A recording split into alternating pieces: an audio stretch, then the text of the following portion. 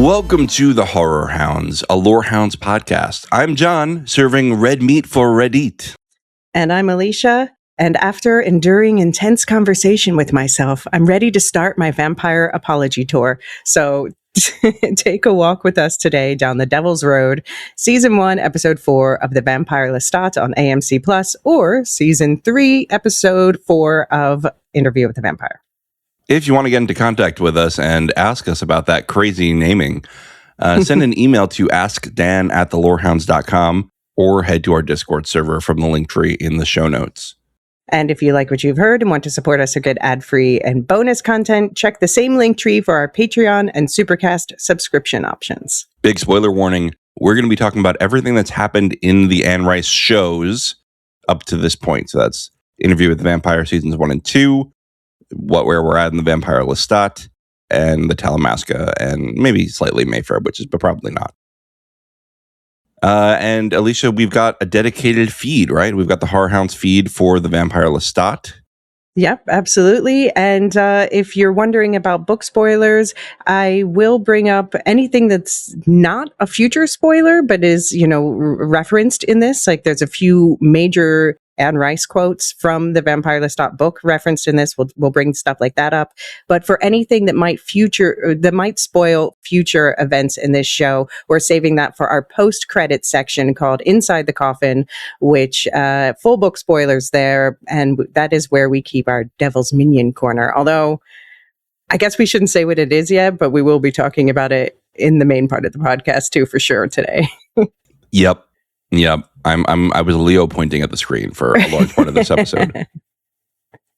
So we've got some leftover feedback from episode 3. Before that, I think you had a correction. Yes. So I said we were talking about this beheading thing that Dr. Farid brought up. And basically he was saying that they did the experiments where I think it was Budapest or something, where they beheaded some class B vampires, whatever that means. And they lasted almost 2 hours before dying, detached from their heads.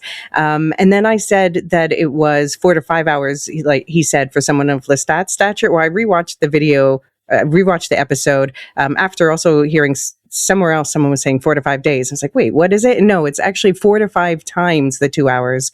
So just saying, if someone's of Lestat's stature gets beheaded, apparently, according to Dr. Farid, they would last 8 to 10-ish hours. So hold on, I got to chase down the garbage truck. I prematurely threw out a vampire head. That might still be good, It might still be good. It's still fresh.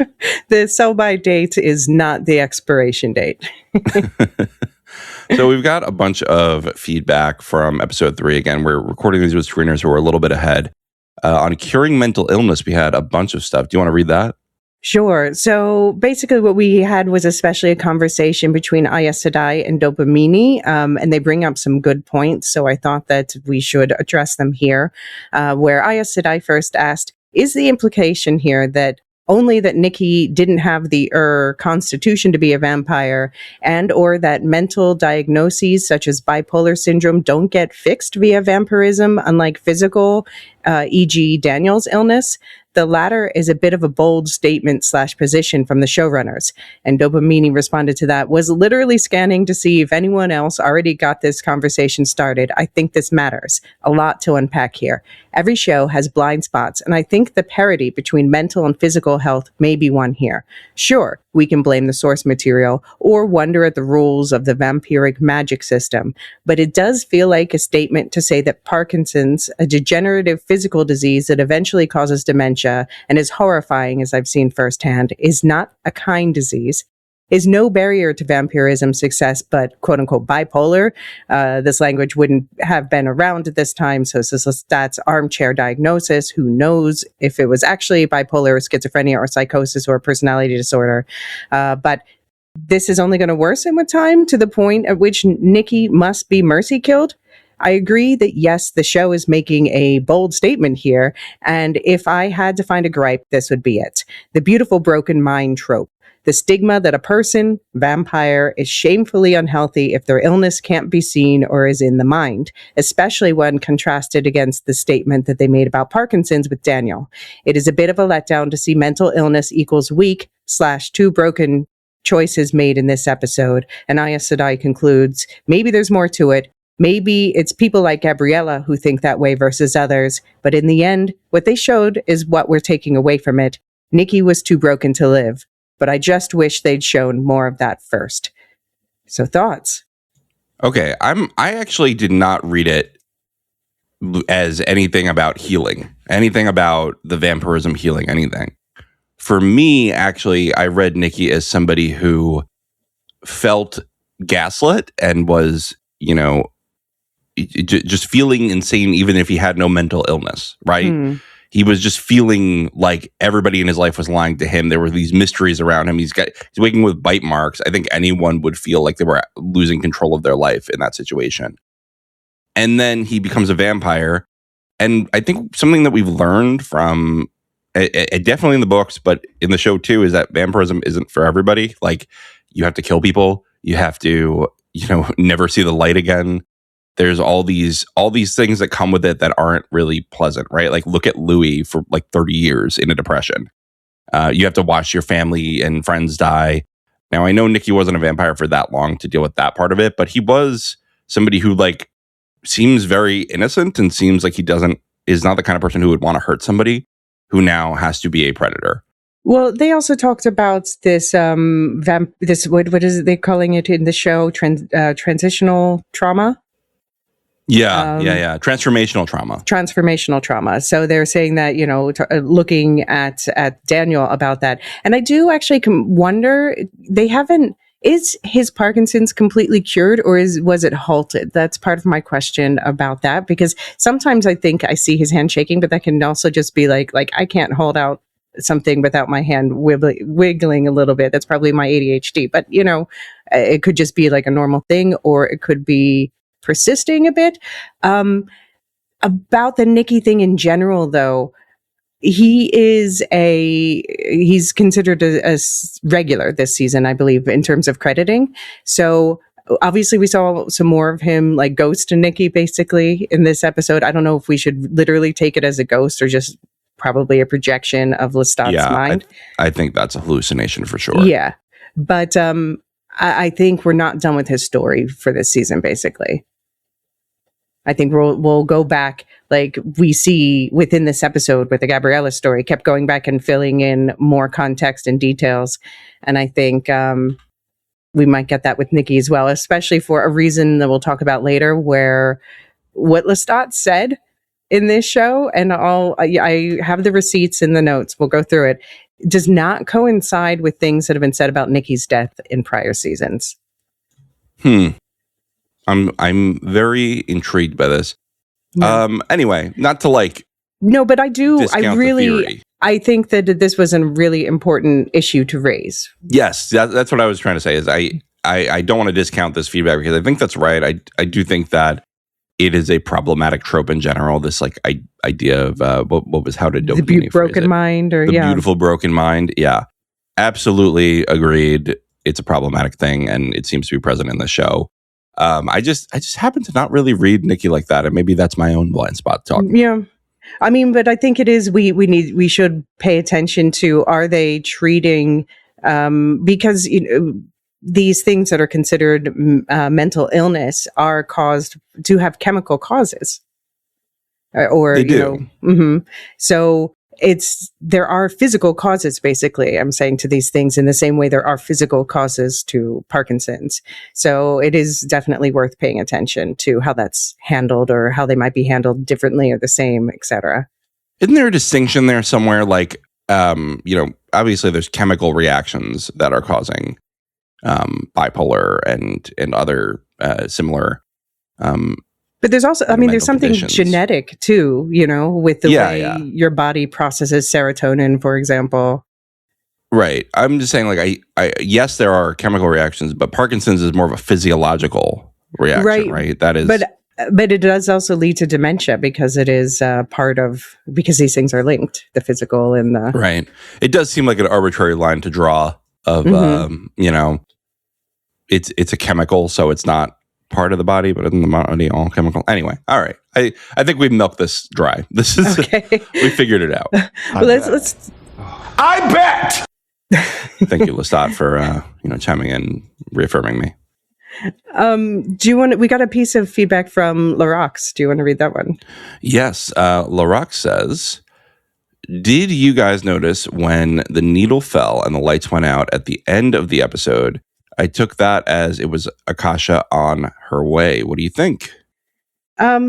And I said in a previous episode, I don't remember if it was a book section or not, but they've already talked about Akasha awaking, so I don't feel bad saying. I posited at one point, I think maybe she already awoke when he had that like transcendent moment with the violin on stage. Yeah. So like my initial response, when the whole thing about the CN tower imploding and falling down, which happens when Lestat starts driving his car after the interview with Daniel, you'll see it off to his right as he's driving. I thought, okay, yeah, that could be Akasha doing some stuff like I wonder about the power that went out in episode 1. Was that Akasha doing some stuff? Who knows? But Roland James, the showrunner, he was interviewed in the Toronto Star, and this is what he said about it. He said, normally you're not allowed to blow things like that up, Jones said, recalling the pitch for a scene in episode 3. We're like, what if he drives by and the CN tower just explodes? We called up the people and they were like, wait, what? And we were like, no, it doesn't happen. This is something that goes on within him to show how he's feeling.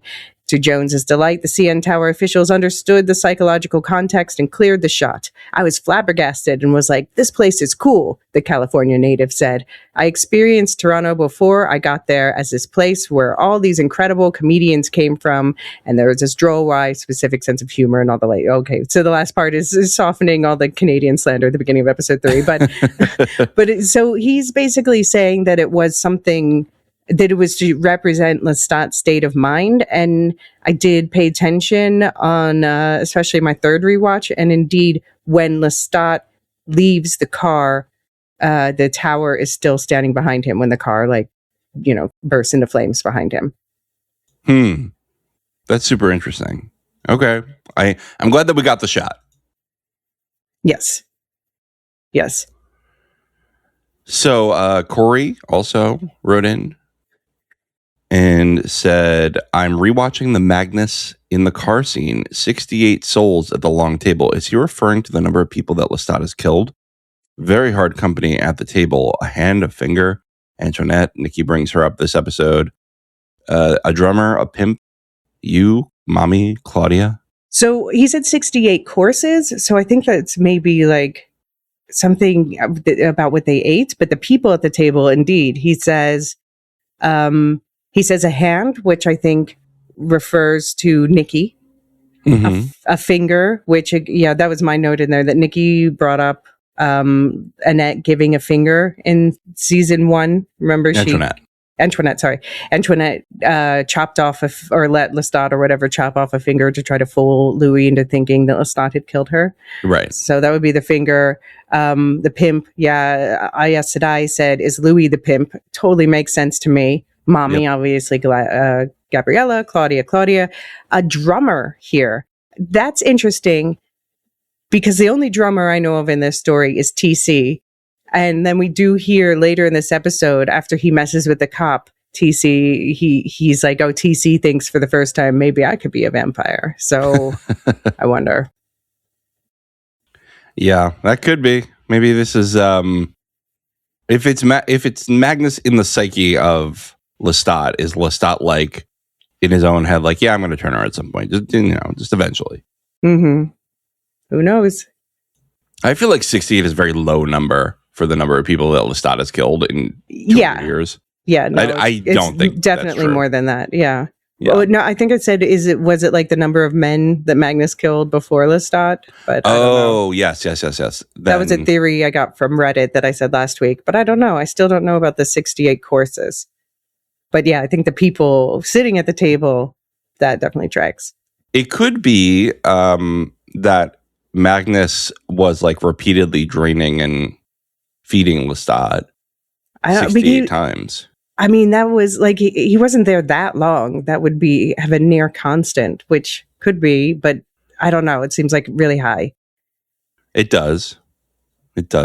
Well, we don't know, and perhaps we won't, and perhaps we will, but Okay. All right, let's get right into episode 4 because there's so much to talk about here. Elysia, what'd you think?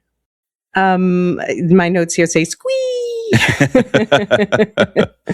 This one is for the fangirls. And fanboys representing. And fanboys. I mean, I'm using fangirls gender neutral, okay? Okay, that's fair. That's fair. I can be one of the fangirls. Huh? Exactly. And yeah, it's interesting. This is the only non-city title this season. We don't know what the season finale title is, but I have a feeling what city it might be. But yeah, so the Devil's Road is the only non-city title, and he you know, Lestat opens the episode by saying all rockers sing about the road and connects it in that way. But it's definitely, I mean, this is an important term in the Anne Rice lore, the Devil's Road. So especially from this book, The Vampire Lestat, there's this character called Alessandra, who is a member of that, like the cult coven that Armand used to be part of. And she basically, when they like go into the coven and get Nikki and all that, she's kind of like, I like Gabriella's vibes and stuff. Like, you're going to be great on the Devil's Road. She uses this Devil's Road a lot, like every time they talk to her. But the most famous quote is probably, "From my stone pillow, I have dreamed dreams of the mortal world above. I have heard its voices, its new music as lullabies as I lay in my grave. I have envisioned its fantastical discoveries. I have known its courage in the timeless sanctum of my thoughts. And though it shuts me out with its dazzling forms, I long for one with the strength to roam it fearlessly, to ride the Devil's Road through its heart." And basically, she thinks Gabriella is one with the strength. Yeah, so I mean, it's just, so the Devil's Road is just like this general thing that's reference about the life of a vampire, you know, that encompasses also the devil's part is the tough parts, the vampire loneliness, as they've talked about in this, you know, the aspect of the immortality, the transformational trauma, the having to kill to survive, the being separated from humanity aspects. So great, perfect title for this episode. And I think it also just goes to show that people are like, oh, they're changing so much from the books. Like, of course they are for a multitude of reasons. And I'm glad, because I'm reading the book still and I'm liking the show better, quite honestly. I mean, I have a great affection from Anne Rice, was one of my favorite authors growing up. So, and I'm really enjoying rereading the books even more than I expected. But there's a whole lot of reasons why they're remixing this, but just the fact that they're including this and so many other little touch points that I'll mention as we go through this episode shows that the writers are definitely always thinking about the books and always working them together. Just, it's like a remix. David would be happy that I'm thinking of the Shippy test of does the change fit the medium, right? Is it right for the medium? And I think that if you did a straight adaptation of the book, one, you would end up with closer to the 90s Interview with the Vampire movie. Right. And two, I just think the books are really great in like a first person narrative telling you what happened, but that doesn't work so well in a TV show, you know? And I really like this idea of remixing Lestat's past. Mm-hmm. Yeah. And I think it's also people who have been irked by the first few episodes might feel differently by the end of the season, especially from what we hear. It starts to, apparently episode 5, the next one, is when it really feels like, it's been said, when it really feels like Interview with the Vampire season 3. I'm excited. Yeah. Well, I mean, I'm loving every episode so far, so including this one. Me too. Yeah. No complaints. I'm just, I'm excited to see a different flavor too. Yeah, no, I hope that people start feeling better about that. Those who, a lot of people are loving it, obviously, but for those who aren't, I hope that makes them feel better. And we're seeing, you know, these layers of depth. You know, we talked about Louis taking his revenge on Claudia's behalf last week. And now we're seeing that, you know, the aftermath of revenge is never as satisfying as you hope. It's interesting, right? Because they left us on this note of Louis like, yeah, I'm good. I finally did it. And of course he didn't. No. And I'm really excited. Armand is back, back in the present tense. And, at the end of the All Fall Down opening song, there's always Lestat saying like some little line. And I got really excited when I heard the little line at the start of this episode was, "Do you hear that, Armand?" Oh my God, I had no idea that it was different every time. Yeah. That's so funny. I just to shout out that I've been talking on the Discord about the upside down images that keep popping up throughout the episodes, and I keep thinking about what they mean. So I'd love to hear if other people have thoughts about what they mean. But I'm wondering if, taking a cue from the CN Tower representing Lestat's inner state of mind, does an upside down image signify a moment that turns Lestat's head, life on its head? Like we saw it, for example, at that transcendental concert. We saw it at the meeting with Thomas Pitt. We saw it on the Devil's Road. We saw it in this episode of the beach where Gabriella left him. Which is shouting out, by the way, Gabriella leaves him in Cairo in the books, but I'm wondering if this is Greece just based on something that was said in season 1 about going to Greece and who was there. I mentioned in a previous episode.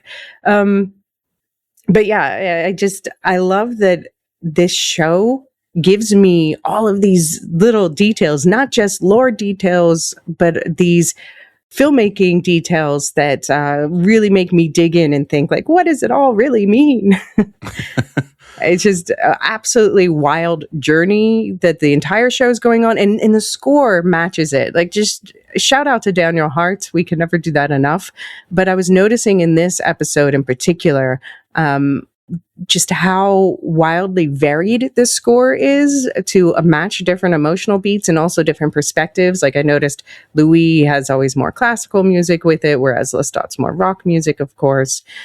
So just absolutely loving all the technical details, except the subtitles this episode were terrible. And this might be, hopefully it was fixed for the regular episode, but for the streamers, it was slightly off on timing, which was annoying, but more so there was some actual gibberish in there. Like, I don't know if you have subtitles turned on, John. I do, and I didn't notice that. Did you watch it earlier than me? Did they fix it? They didn't fix it when I watched it again yesterday.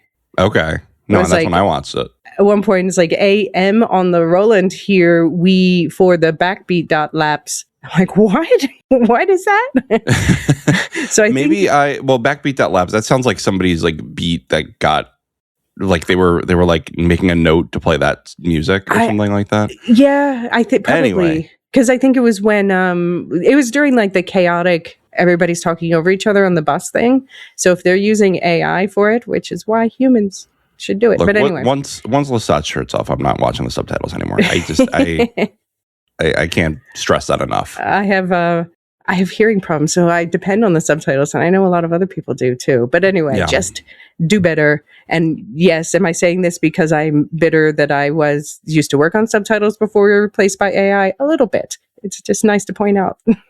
Yeah. Well, the Robot Revolution got a shout out this episode. I don't remember where, but they did go like, maybe we'll deal with the Robot Revolution. What did you think of this episode, though, overall? I mean, I just have to echo pretty much everything you said. Incredible episode. I still think episode 3 is my favorite so far. Yeah, sure. Just because it was so incredibly done. Mm-hmm. But this was still like it's like the best one of a perfect bunch. Amazing. I love Armand coming back, even though I despise Armand. I love seeing him, and I love seeing him interact with Lestat. The humor was really on point.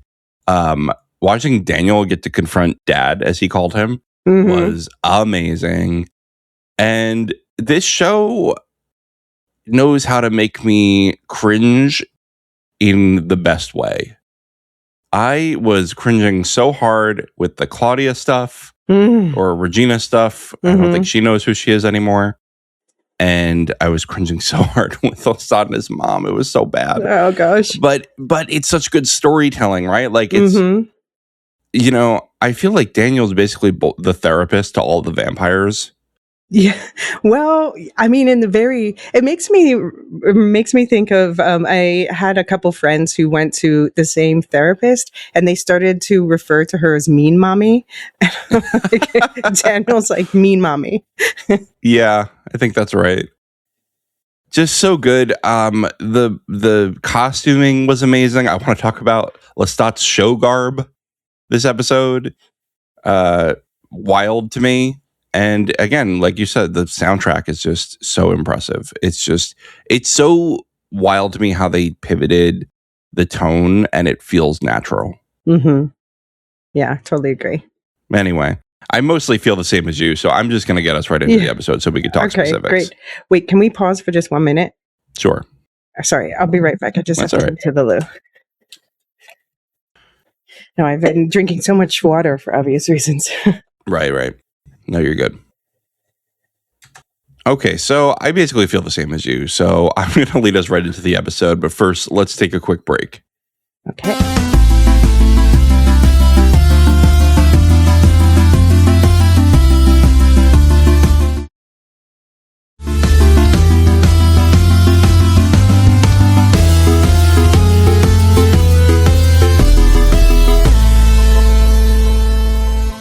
Powdered makeup.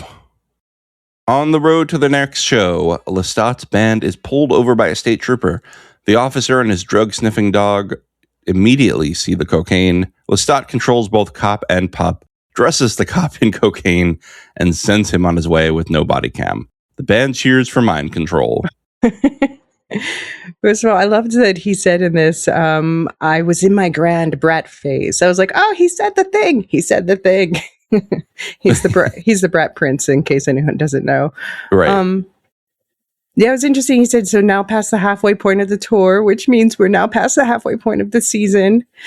But are you as insulted for Daniel as I am that he has to sleep standing up in a sleeping bag in the bathroom?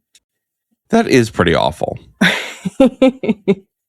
But you know what? He's a vampire. What is sleep to him anymore? I don't know. I don't know if you can rest as well even as a vampire standing up. I don't know. But Salamander, though, he's apparently, into, there's like joking going around online that everyone's into Daniel. Salamander says, let's get the old guy to watch you choke me, he says to his lady friend of the moment. Oh, gosh. Them trying to eat all the cocaine was so funny to me. Like, can I eat this much cocaine? Yeah. I mean, but it was also like all the shenanigans leading up to it. Like Christine and Salamander together are brilliant. She's like slapping him and licking his face. And then we see some random older cameraman checking out Daniel showering, like, Arr. And I wonder if that's the same person as the drag queen we see when the cop comes on, because I was trying to like look at the face and I think it might be the same person. But then there's the other cameraman who we see lying face down with a dick drawn on his face, his ear coated in what looks like either cum or hair gel. Jesus and Christ. Christine is straddling him, snorting coke off of his back. Like, this is definitely that extra storytelling that, do I think literally the tour was this wild? I think Lestat may be embellishing just a little bit. I don't know. Christine seems into it, though. Yeah. Until the cops show up and then she's like, I'm in lawyer mode. I love Christine.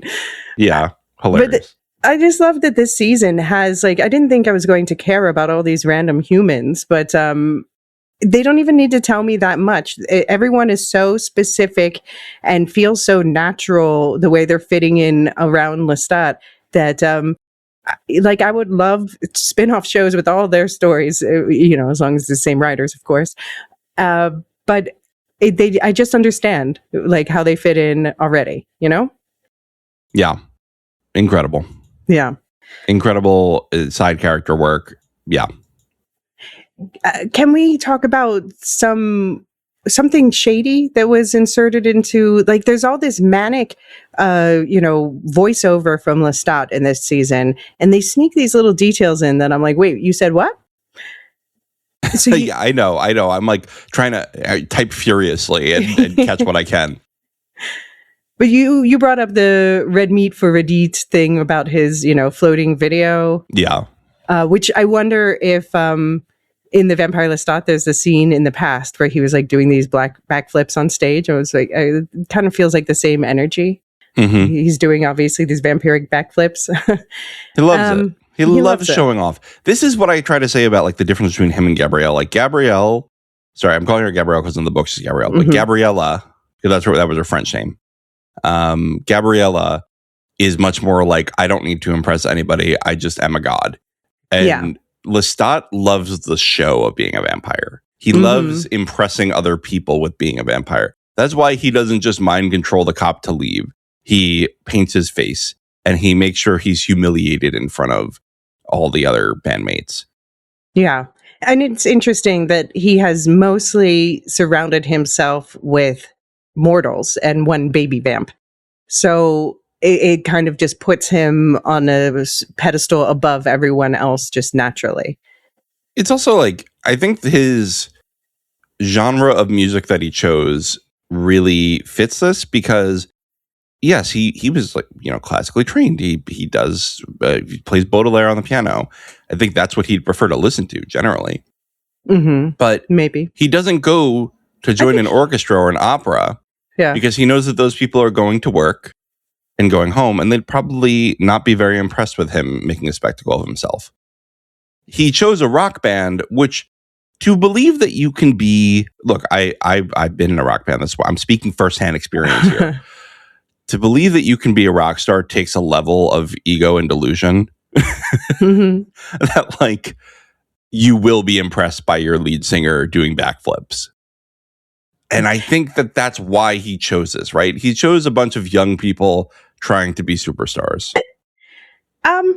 Yeah, I don't know, because I think he has eclectic taste. It is interesting that Roland Jones initially thought he was going to be a conductor rather than a singer, which I'm so glad they went this route. And obviously, he was a glam rocker in the novel.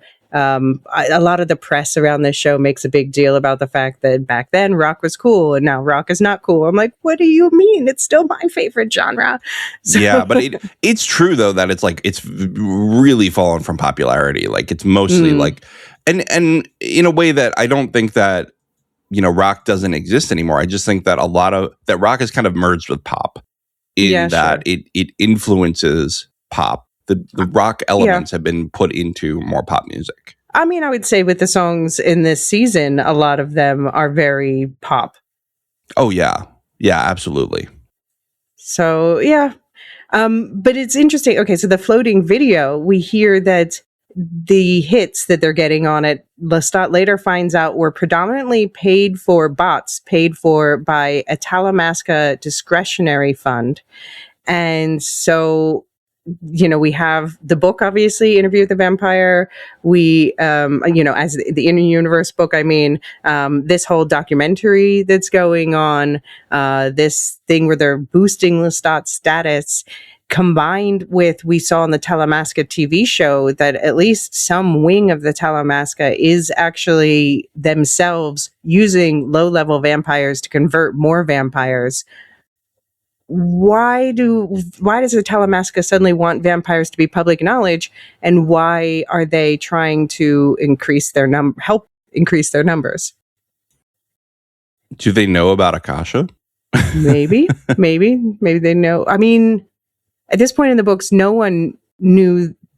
We had Corey from the Reddit interview vampire subreddit, left a book lore bomb in the book spoiler section last week that was about something called Amel, and I don't know that we should get into it here, but I do wonder. No, probably not. Yeah, maybe they know more than they knew in the books at this point. Yeah, I just think that I'm only referencing things that they've said in the show of like what's going to happen, like Lestat in the future. Seems like Akasha is going to do something bad. Yeah, and maybe the Talamasca is trying to work to make that come about. Like making more vampires to get them taken out. I don't know. I don't know. But yeah, so and Lestat says, should your privileged purse strings, speaking of course to the buyer of the records from, the auction we saw in the first episode, should your privileged purse strings become interested in pursuing the actual truth of our recent apocalyptic adversities, look no further than that watchful order of the river of discreet money flowing in dark directions. So he's basically blaming whatever's about to happen with Akasha on the Telemasca. Okay. I mean, I believe Lestat. Lestat told the truth. Yeah. I've always been a Lestat truther. He never dropped Louis. He actually lied a lot this episode. Yeah, he did. Directly lied. I was thinking back to when we were talking about in the season preview, who's the biggest liar. I'm like, Armand might have told some of the biggest lies, but Lestat lies maybe the most often. But he'd never lie to me. You can change it. You can fix him. I can fix him. Yeah, but the cop scene was really funny. Do you like the movie Super Troopers? I've never seen it. Oh, a classic. But yeah, I had to think of that. There's also a scene where they get pulled over and they just they're like eating all of the drugs, which is like, the schnozberries taste like schnozberries. This is like a more extreme version of that. Yeah. Can I ask you, what would a vampire blood test look like? It would be weird, that's for sure. Yeah. Well, we know that from Lestat. Yeah, this arrest would go poorly. The blood test would be weird. Yeah. I'm glad Christine told him to get the body cam. I think it's interesting in the scene how they showed a really nuanced kind of multi-perspective take on the role of policemen. Lestat says, you see the worst of humanity every shift you take, and I can only imagine how that affects your judgment in your home life. So that's very, empathetic. And then follows it up with, you go be the rough man standing ready to do violence on our behalf. So it's like, we understand where it's coming from, but you're doing too much. Yeah, I mean, I have a lot of feelings about the war on drugs and the way that we police drugs in this country. Mm-hmm. But yeah, I mean, this cop, I will say the cop was pretty respectful with them. No, he was. Did you hear his name is Officer Galugli? Oh my God. I mean, respect for the Galuglies, if any are listeners. Yeah, I also had to laugh with talking about the dog. Delilah was right. It is cocaine. We are a rock band, and we need it to do our job properly. Do you think they're glorifying drugs?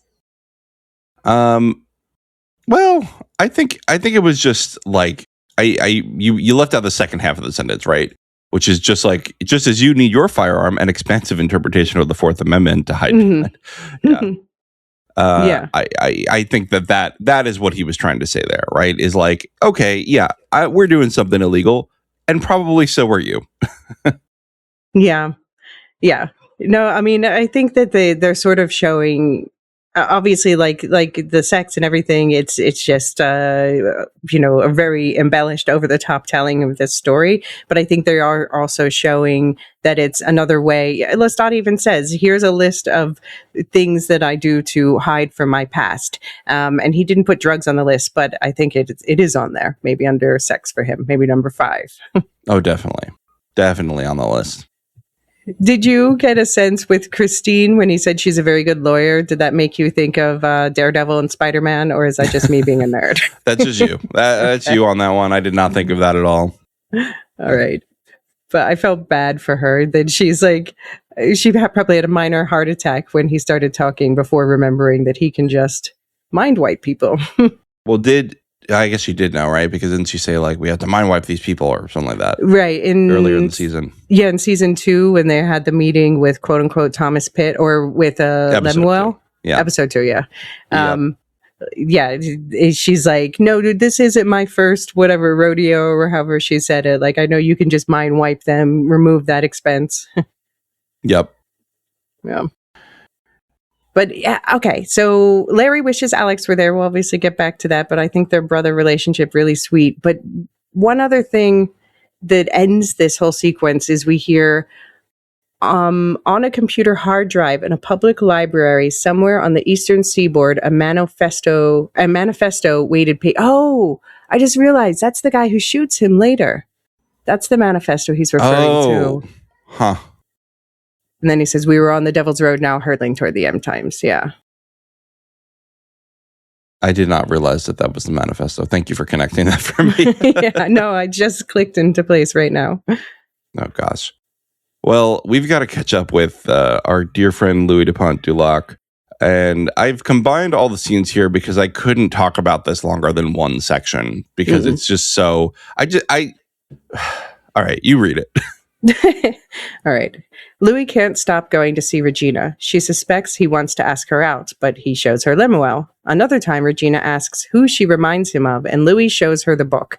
When Regina asks what happened to her, he abruptly leaves. Regina misses a couple shifts and comes back scared of Louis and understanding that she looks like Claudia.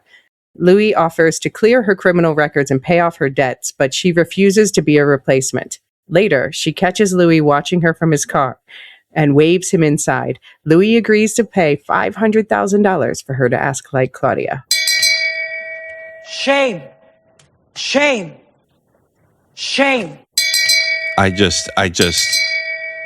my God, I'm playing it again. This is, that's for Louis, not for Regina, to be clear. No.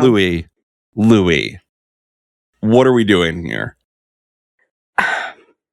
I am worried because, some of the stuff like about her background reminds me a bit of a character that comes later in the books called Rose. And I'll talk about that more in the book spoiler section since I brought it up, but I'm just saying that if I'm supposed to think of Rose, it makes me very worried for what direction Louis' behavior is going if he's being conflated with a different character from that book, Prince Lestat. So I'm worried. Yeah. I hate all of this. At first I was like, oh, is he just, maybe trying to get to know her a little bit? And it just got so weird so quickly. She is right to call him out. He was literally stalking her. He finds her OnlyFans, criminal record, credit card scams, bouncing around Europe. I did catch in my ear when he said stolen car in Amsterdam. This is one of two times the Netherlands is mentioned this episode, but just the specific mention of Amsterdam. I wonder if she's ever had any run-ins with the Talamasca. You think? Well, when they brought up Amsterdam, obviously, for anyone who doesn't know, that's where I live. So I definitely catch those references. And every time they've brought it up in the show, it's been linked to the Talamasca. You're right. In this universe in general. Yeah. Speaking of overseas, this Regina character is British. And I will say naming your British character Regina is a little trite there. Really? Oh, okay. I'm just joking. Well, because they have the monarchs. They famously have the monarchs, and she's Regina. And it means queen. Uh-huh. Okay. All right. Yeah, a little on the nose there. Okay. But no, I was going to say, I was like, oh, wow, this English accent's really good from Delaney. And then I looked it up and I was like, oh, she is English. She's from London. Yeah. I know from her interviews that that's her normal accent. That's kind of more like Jacob Anderson's normal accent too. Yeah. I just thought it was so funny because I was duped. She was so good as an American that I thought she was just American, but no, now she's allowed to. I wonder if that was like in her contract, like, all right, I'll come back, but you have to let me speak normally this time. Well, I guess to differentiate the characters and stuff, although I did think she did a decent job with the accent, which we get to hear again. What now, Daddy Lou? Oof, that was so chilling way to enter. Man. Somebody pointed out that Bailey said the Daddy Lou line, but Delaney never did. So like the first Claudia said it and the second Claudia didn't. Right. And so she this was is actually the first time this character got to, this actor rather got to say that line. Good point. This was, by the way, when Louis was in the car, one of the musical moments that stood out to me the most, where we have just like this like yearning, tragic, hopeful, swirling music going on there. Just a very gorgeous piece of scoring. Just really stood out with some other scenes.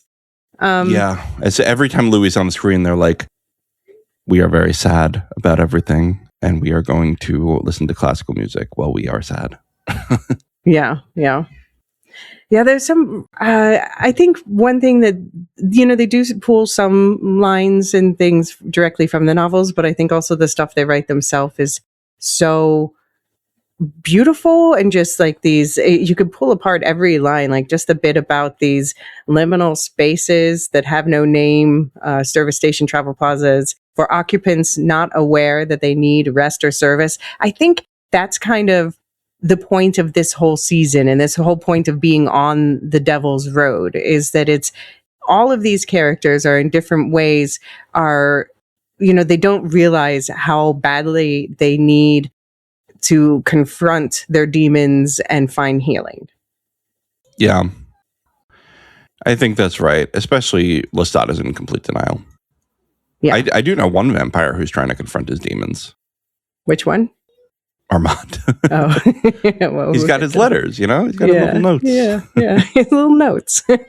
He's been in, what is it? In, I don't remember, but Daniel taunts him with it so bad. Enduring intense conversation with myself. Every time I hear him say it, I just burst out laughing. Enduring intense conversation with myself. Like, dude does not like himself. Oh, no, he does not. Anyway, we'll get to Armand. I love they called Louis he who franchises the night. and they explain why he is, because we ended season 2 with him being like, Vamps, you want me? Come at me. And now apparently he's more feared than wanted. So right. See why he gets left alone, despite being the subject of this book. I had to shout out that they were talking about Zone 2. For anyone who doesn't know, that's a fair zone in London. Basically, it's just outside the city center. So it's not the fancy schmancy places, but the next zone out. Got it. Yeah. And, one more thing about the London thing is I do think this was a deliberate, let her have her own accent, because you could easily have had her just have a New York accent, right? Sure. To differentiate it. Like the Louisiana, New Orleans accent is very distinct in the U.S. And you could just have her have a more a non-regional diction, or more New York accent, or Chicago, or whatever you want to do. But yeah, no, I just think they wanted to let her relax a little bit. Also, like, okay, so I talked about Amsterdam being associated with the Talamasca. What other city is associated with the Talamasca? Yes, New York, but also London. So I don't know. I'm not saying it's a thing, just saying I'm going to be watching out if she has any links to the Talamasca. Okay. All right. Yeah. Yeah. Just the other last thing is just Lemuel again on his phone, casual my ass, Louis. Yeah, and of course she's like, "Oh, you're gay." He goes, "Gay." Gay. Unlike in Anne Rice wrote all of her characters as bisexual. I actually saw a clip of an interview with her that someone asked her, like, "Why are all your characters bisexual?" She's like, "I don't know. That's how I see the world."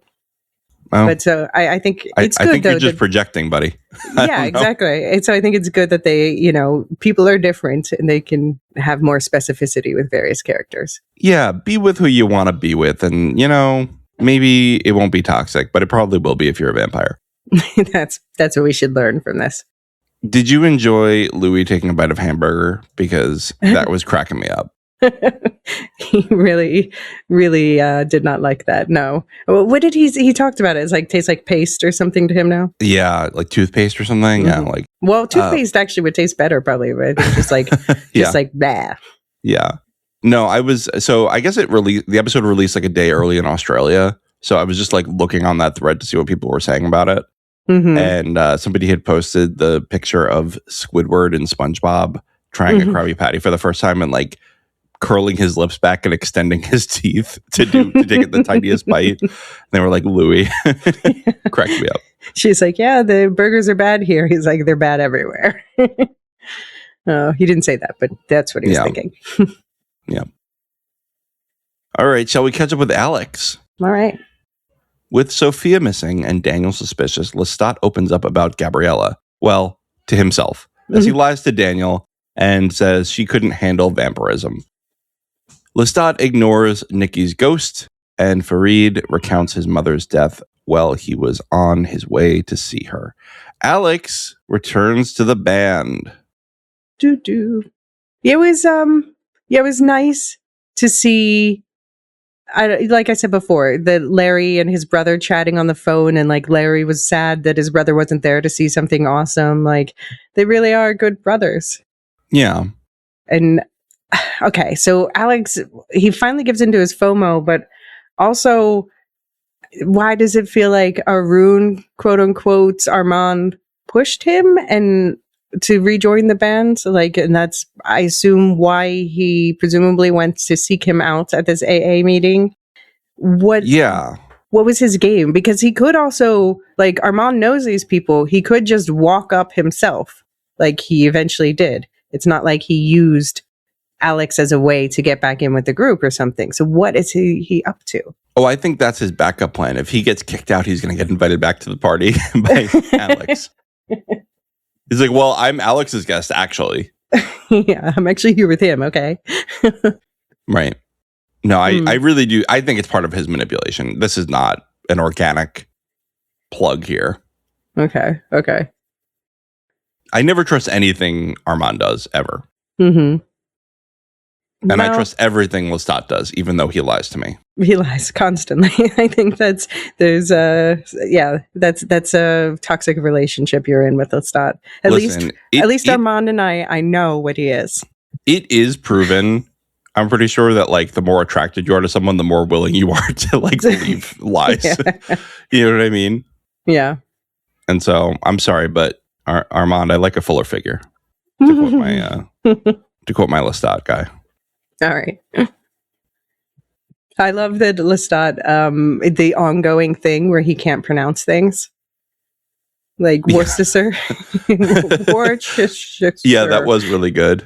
What did he say? Like nonsense. Nonsense. Ridiculous. Yeah. And then this was also like last week there was Saskatchewan, but I forget how he pronounced it. It was like it stands out to me, and they even put it in the subtitles in quotes because he's saying like Saskatchewan. I forget, but somebody posted on, I guess it was Blue Sky, the way Lestat should be arrested for the way he pronounces Saskatchewan. I mean, I will say, like, as a New Yorker outside New York City, some of these names of towns are just perplexing. I mean, Worcester, whatever it is that's Massachusetts. I'm not responsible for that one. It's the English. It's the fault of the English. It is the fault of the English, that one. But I mean, a lot of these Native American names of towns outside, like on Long Island and upstate New York, just if you didn't grow up near it, you're not going to know how to pronounce it. Just ask a local. By the way, speaking of Native Americans, thank you to Dr. Fareed for educating us all that Micmac is the people and Mi'kmaq is a person. Oh. As in the Native American tribe from, the northern North America. Yeah. Eastern. Good bit of knowledge. Yeah. Dr. Fareed. I love that Dr. Fareed is like, I know we'll talk about him in a second, but I just love that everyone seems to like him. Daniel gave him some shit last season, but now nobody's ever said anything angry to or about him. He's got some trauma underneath him. Some trauma, yeah. And yet he was very matter of fact about it, wasn't he? Mm-hmm. Yeah, I mean, but then I'm glad they're getting into because that was kind of how we got Lestat's first backstory about Magnus, is he just like dropped it there, and then he's like, and he was also trying to get back into Claudia and Louis' good graces in the first season, but yep. It just the fact that I love the fact that this character who's from like the later books is being included so early and in such a delightful way. I like how we're considering season 3 so early. Okay, yeah, but they're mixing in a number of later things that. Yeah. No, I just mean like we are so early into the books generally on timeline, but like there's no way we're going to do as many seasons as there are books. So no, I wonder how far we actually get, or rather, what plot lines we fast forward through to get to the end. Well, and it's also a lot of the books are like that. For example, Armand, we get we actually already got the tease of his backstory last season. That was again where he's just like, here, let me stand in front of this painting and tell you my sob story in a couple of lines. And then he gets later, book 6, I believe. Yeah. It's all about his backstory. And it's like in that we're recontextualizing all the things that we learned in the first 2 books. So it keeps revisiting the events and adding extra layers to them. So the show has the opportunity to be like, okay, we know the whole story. How do we do it like all together? Because a lot of these things are happening at the same time, or obviously the backstories of these characters, exist in the past. I'm going to skip book 6. Got it. I like book 6. It's good to know that telepathy takes energy, because that's a good reason for them to, it's handy when they have, because there's all these layers of communication. We hear the telepathy, we hear the verbal conversation, there's narration, and then there's also text messaging. And this creates more of, not only that obviously Lestat's hiding that Sophia is his fledgling, but it is an explanation for why they can just rely on text messaging sometimes without us ever thinking it. I honestly, though, I think Daniel is completely on to Sophia and Lestat. I think he's pieced it together already, quite honestly. You think so? Yeah. I mean, the fact that he's like, why are you texting? Like, he knows. Daniel is smarter than that. That he knows that she's his fledgling, or that he knows that she's his mom, or both? I think he's guessed who she is. Okay. Because Lestat loves to go on about a situation, right? Even especially a traumatic situation, right? He loves to milk it, like the way he told him the Nikki story. And the way he just goes, she couldn't handle being a vampire. Well, as he said, why let the past stay in the past? I welcome the dead. And we see them surrounding him for sure. But I guess that's with all of us. Yeah. If I think about that shot we get at one point toward the end, we'll come back to it, but I think about like, who would be sitting here in this room with me? Yeah. It's definitely not an empty room. I don't like that thought. Let's move on from that. Sorry. Let's see what failures we can pin on good old mom.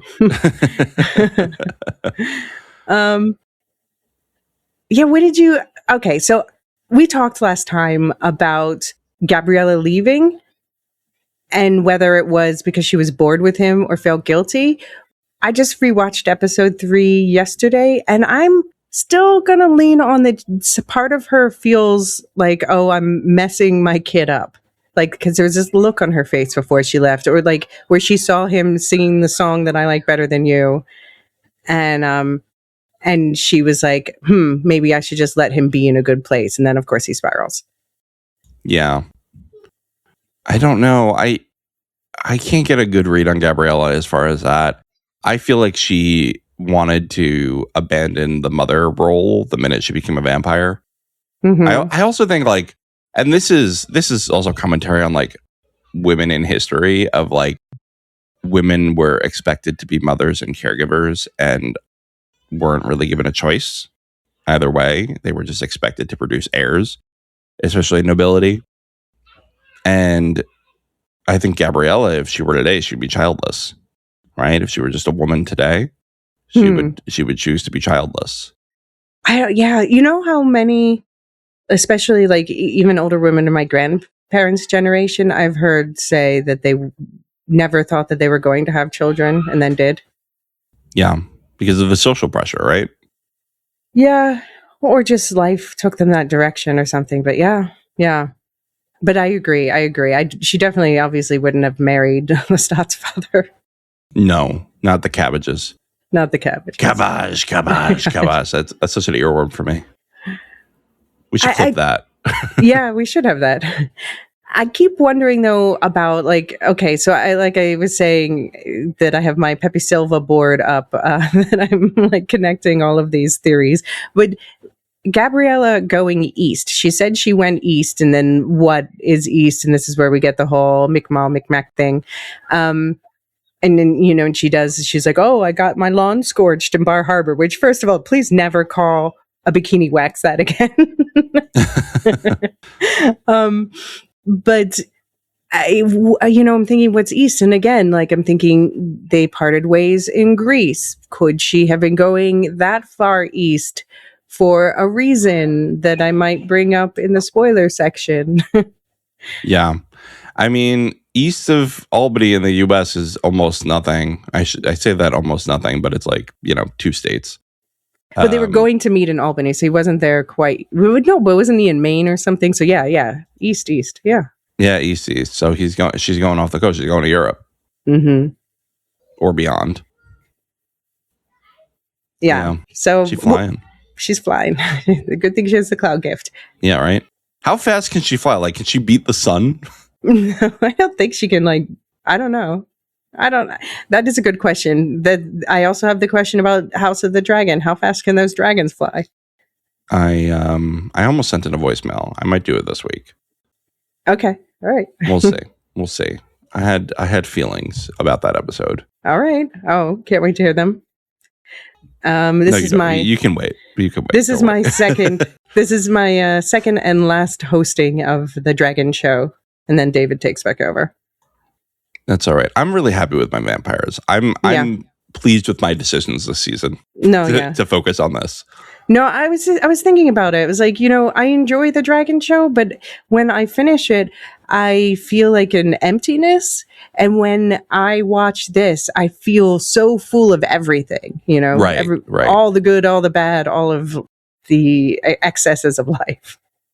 I will tell you, we were talking about how like a lot of people don't seem to know about this show. Mm-hmm. After the last day of school the other day, me and some other parents, we took our kids for a picnic. And while the kids were all playing, we were all sitting. I was saying, I'm watching this show right now. And they were like, oh, I love that show. And so like a few people knew it. So I was like, okay, good. Yeah, people are watching Tell your friends. Tell everyone. Yep. I'm a proselytizer.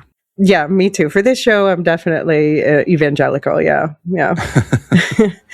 What did you think of the way that this episode used Nikki? I like Nikki as a sarcastic voice. I don't think he's a real spirit. I think this is Lestat being, in some kind of psychosis here. Okay. Just haunted by his muses in a personal way rather than a literal ghosty way. Yeah. Okay. Yeah, what do you think? I think with these, it does seem, because, for example, when we get that view where there's like a bunch of the people of his life sitting in the car, Louis is one of them there. And obviously it's not Louis' ghost because he's not dead. So, yeah. But then there's also the other thing, like the baby Jenks moment. I feel like that really was literally her ghost outside her body when she died for a moment and Fareed brought her back. Yeah. That could be. But if that was her ghost from the future? No, like from that moment, she separated from her body for a bit and then Fareed brought her back. But what? Okay, but how would she know the endings of characters? Oh, why would she have some omniscient sense? I don't know. Maybe the other side told her things. Maybe she's psychic. I don't know. So is it predestined if the other side can tell her thing? I'm very... I don't know. I'm caught up in this. This is a logic circle for me. But then this is also the thing is like, what is time? Is the direction of time? This goes back to our whole conversation about Welcome to Derry. But is the direction of time just something that we perceive rather than something that's really real? Because there are a lot of ideas that say time all exists at once. We just experience it in one direction. You're getting very Kurt Vonnegut with me right now, and I don't like it. I came to the show to gawk at Lestat. And feel things. And feel things about Lestat. Yeah, about his big endowment that he gave. All right, let's get to the apology tour. While Daniel is bowling, Armand tries to complete his 12 steps. Daniel is not supportive and calls Armand a 500-year-old pussy. Later, Armand tries his apology tour on Lestat, and Lestat invites him to a show. Just perfect Daniel here. Hi, Dad.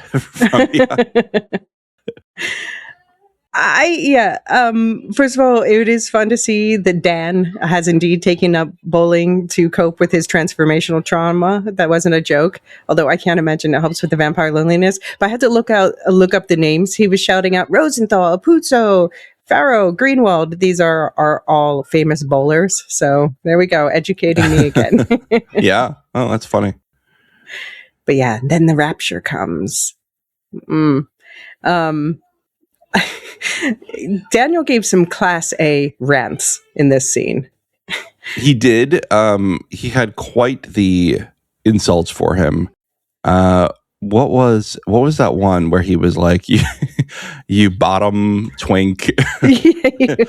Bottom feeding twink or something. And then basically both Daniel and Lestat basically tell Armand to go to the other side of the earth or the moon and die. Like, he's like, I hope you eat something radioactive and your dick falls off. Like, Jesus.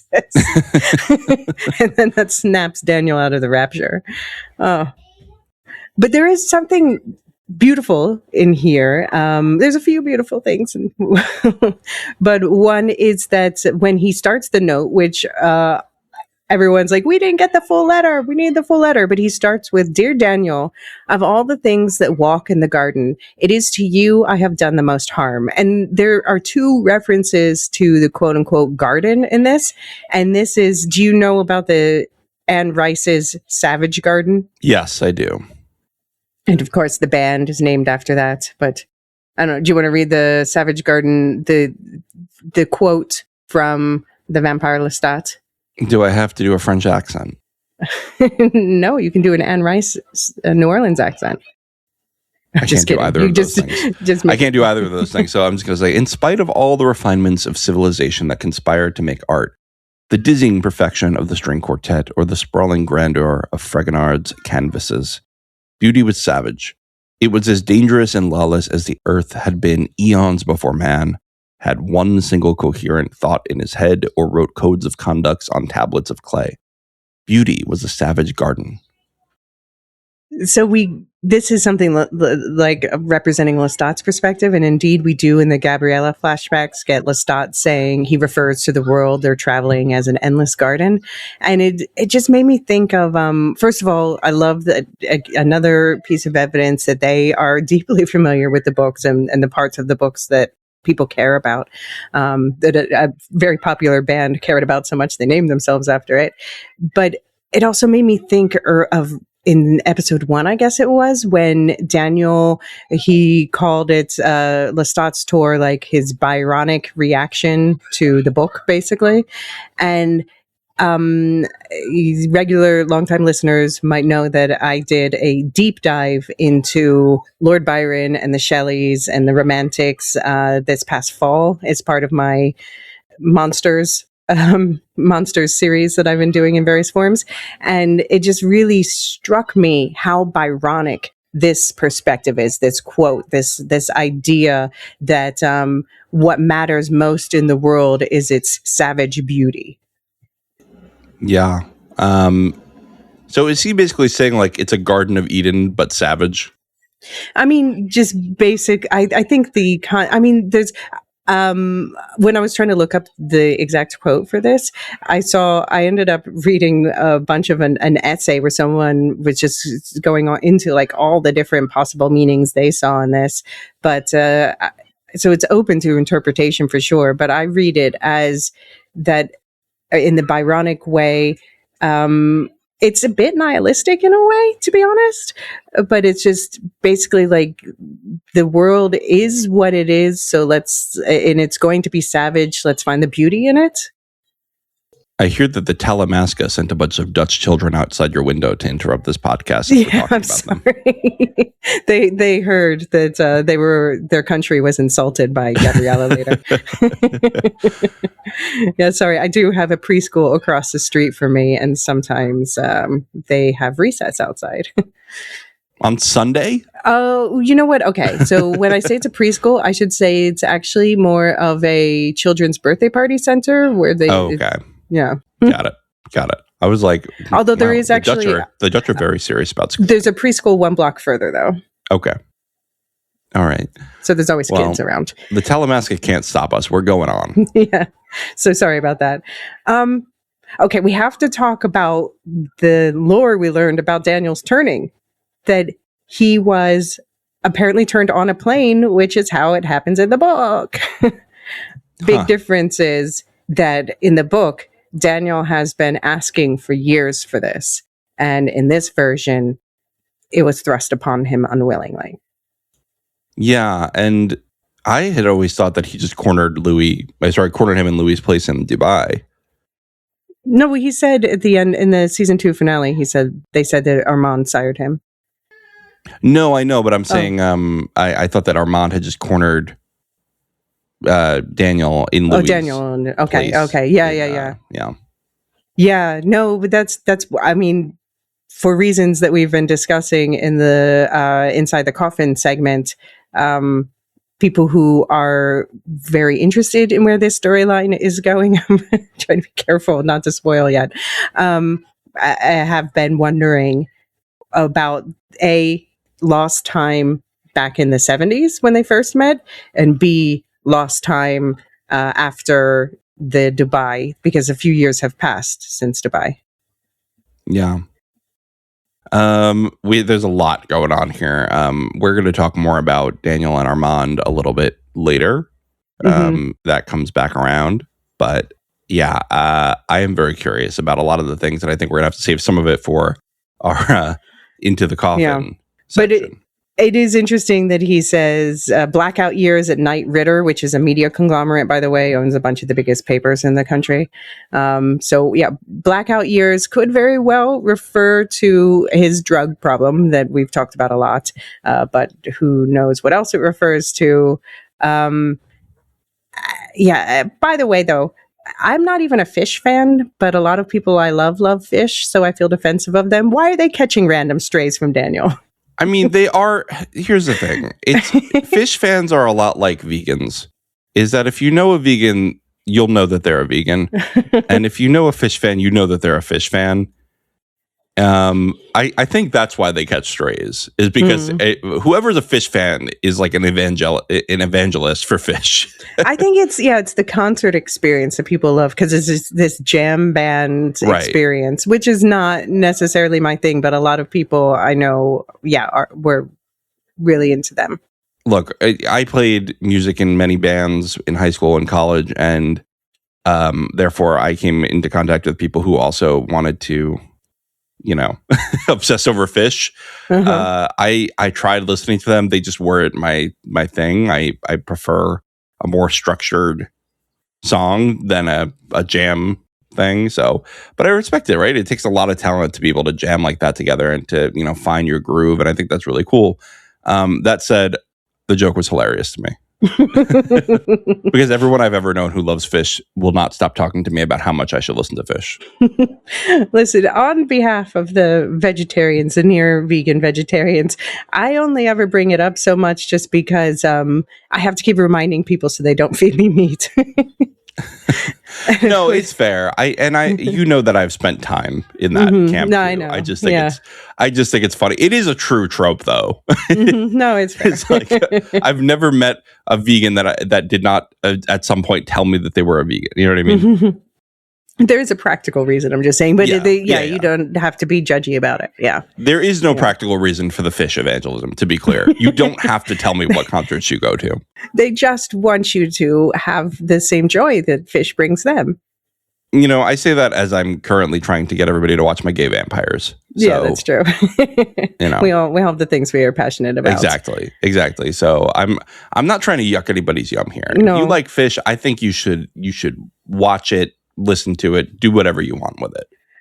Okay, in terms of things people are passionate about, can we talk about what we think is going on with the references to Daniel's family? So we find out, like, when Lestat asks him, when Armand turned you on that jet, were you on your way to see your daughters and your Alice?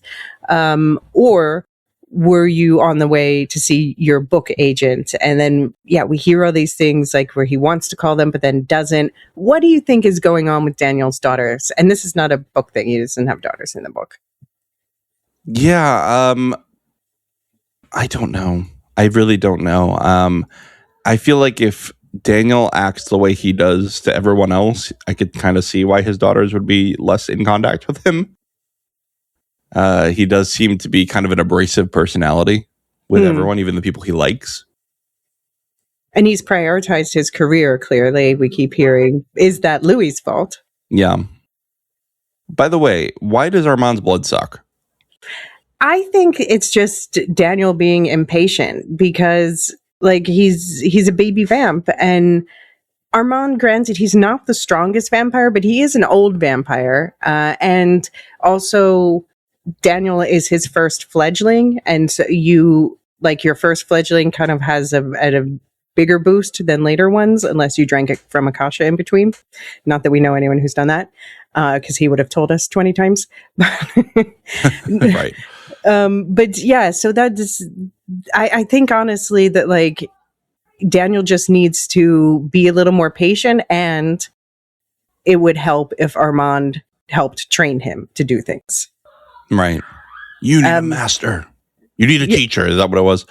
I'm doing The Force Awakens. Right.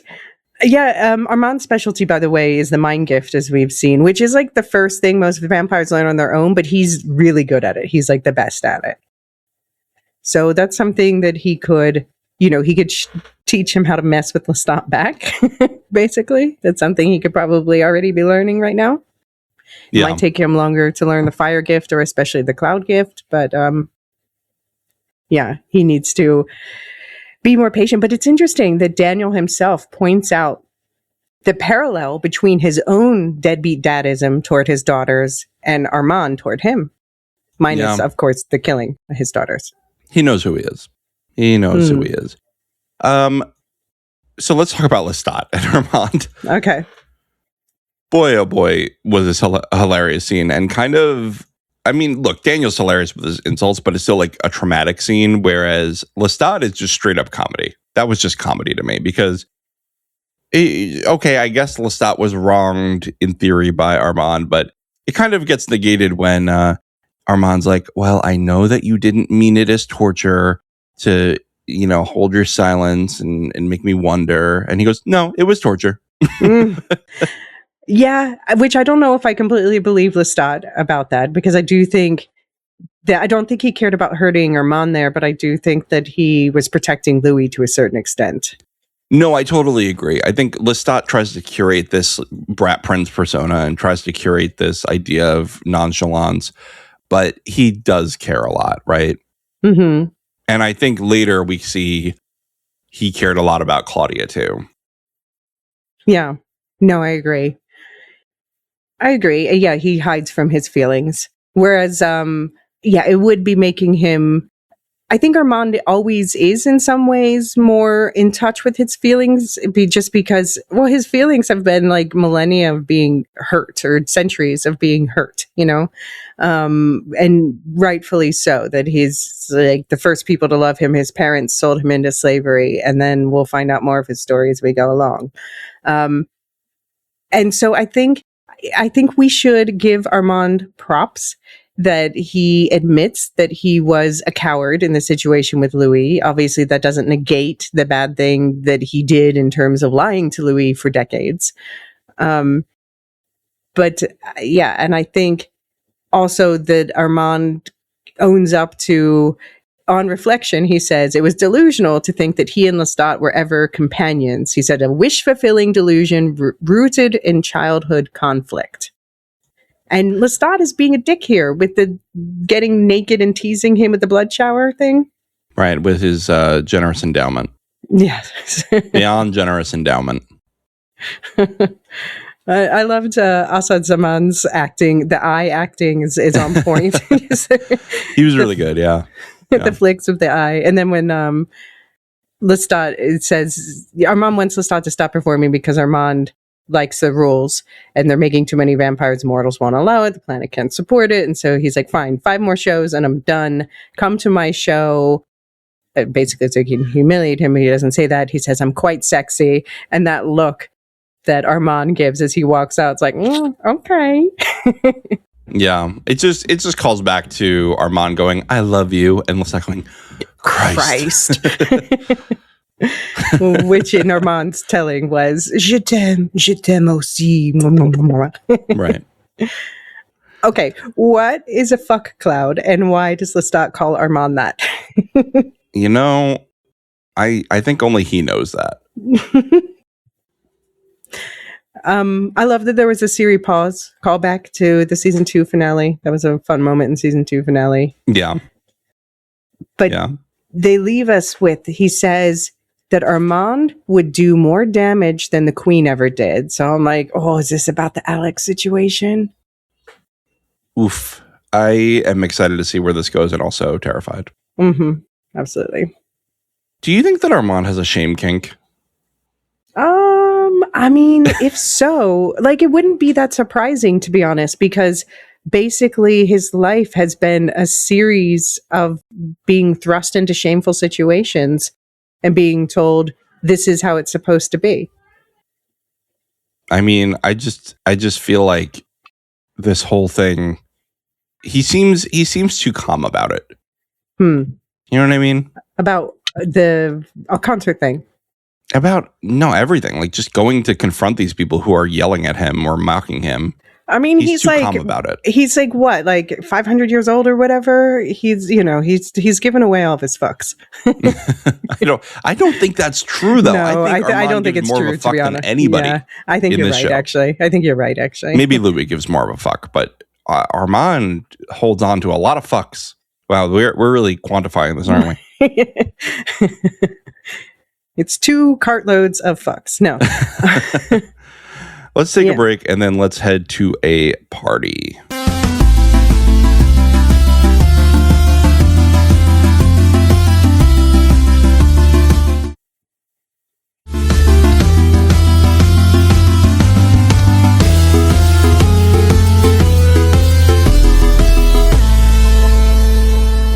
All right, so we're at the party.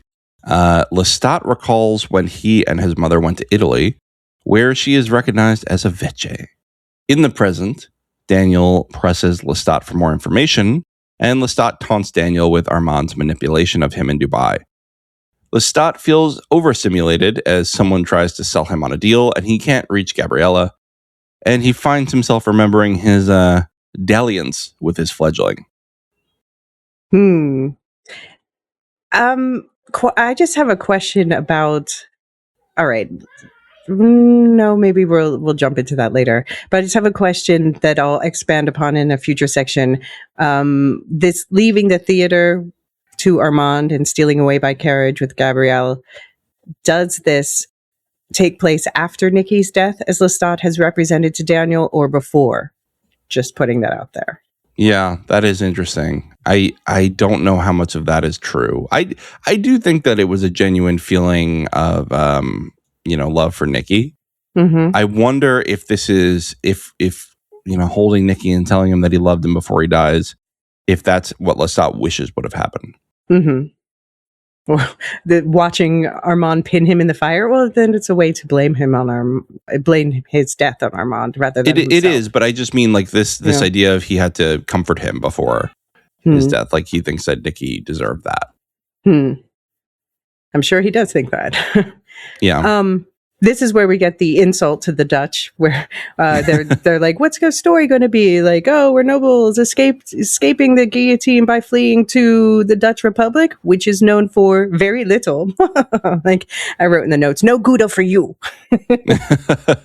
How dare you? They ended up doing some stuff. I can't name it. I can. I've actually written books about. They did so little; they had to misname the Pennsylvanian Germans. Well, okay, but that's because it's Deutsch, and that's my joke. That they had to steal that valor from the Pennsylvanian Germans. You know that you could use the word Duits, which is the Dutch word for German for the Dutch, basically, and in certain parts of the country, basically until World War II, and then they're like, no, we're different from that country. Well, that's interesting. So there's so much happening here, especially in the past. You have the dear departed Uncle Marius quote here, who was bored to death by our tart nephew Armand. It's just interesting. They are definitely bringing up Marius as often as they're bringing up Akasha. So I feel like we should just, anyone who doesn't know who Marius is, just, they're talking about him a lot. And maybe I'll talk about why that probably is in the book spoiler section. Yeah. But it's funny to think about them. Of course, they're going around with 2 coffins strapped to the roof, because where else are they going to sleep? I will say, just for, if you're a casual watcher waiting for us to explain things, you have heard of Marios before. That was Armand's maker. Right. Yeah, no, we pointed it out when it's been brought up, because, like, for instance, last week in the flashback, Gabriella's like, are there any Italian vampires? And Armand's like, no, my maker's dead. Right. So then we get the scene in, it's an inn, but it's like a religious inn, or there's just a lot of religious people there. I guess it's just, because it was, what was it? It was like Holy Saturday or whatever. It was a Sabbath. Right. And Gabriella is in denial of who she is, but she's recognized anyway. Yeah. And there was this cool moment there where Gabriella, she like projects her voice into the guy's mind who comes up and recognizes her. And she's just like, what happened to her now? Because he's like, oh, I remember this young girl who looked like you. And she's like, in his mind, what happened to her now? And Lestat gives her an impressed look, or a surprised look. And that's definitely another book reference to just the fact that Gabriella was faster to learn. Lestat later got the Akasha blood boost, but Gabriella from the jump was turned just months after Lestat, and she was faster to learn the vampire stuff. She was just a more natural vampire than him, basically. Yeah, and I buy that. I think Gabriella was like made to be a vampire. Mm-hmm. And of course, she is made to do something else too. Well, I would say I like her quote, I'm not a Veche anymore, not a marquise, not a wife, not a woman. And this is sort of a nod to what we've brought up before about the fact that in the book, she immediately starts dressing in men's clothes and chopping off her hair. And then indeed, before she ditches Lestat later, we see that she has cut off her hair and left it behind. But the question still remains, does it grow back every day? Like in the books? Yeah. That is a good question. I don't know. Something's growing, but it's not hair. When Lestat walks in on her with a religious man, and she, of course, immediately kills him. Do you think when she was like, loudly having sex with Yarda last episode, was she trying to recreate that moment and the effect it had on Lestat? Shame. Shame. I can't anymore. Yes, I do think that now, and I hate it. Sorry. It was Thank you for preloading the shame from your House of the Dragon coverage. It was almost romantic between them. In that moment, you almost buy like, oh, there's something different now, but no, it's bad. It's bad. I hate it. I hate this so much. I mean, not bad writing, and it definitely comes from the source where he says all this stuff. We're not, mother-son anymore. We're master fledgling. So isn't that just flipping it, though? Yeah. Why is that okay? Why is Lestat, like, having romantic relationships with all of his fledgling? That's true. It's also a power dynamic issue. Yeah. Well, Gabriella's going to run away anyway.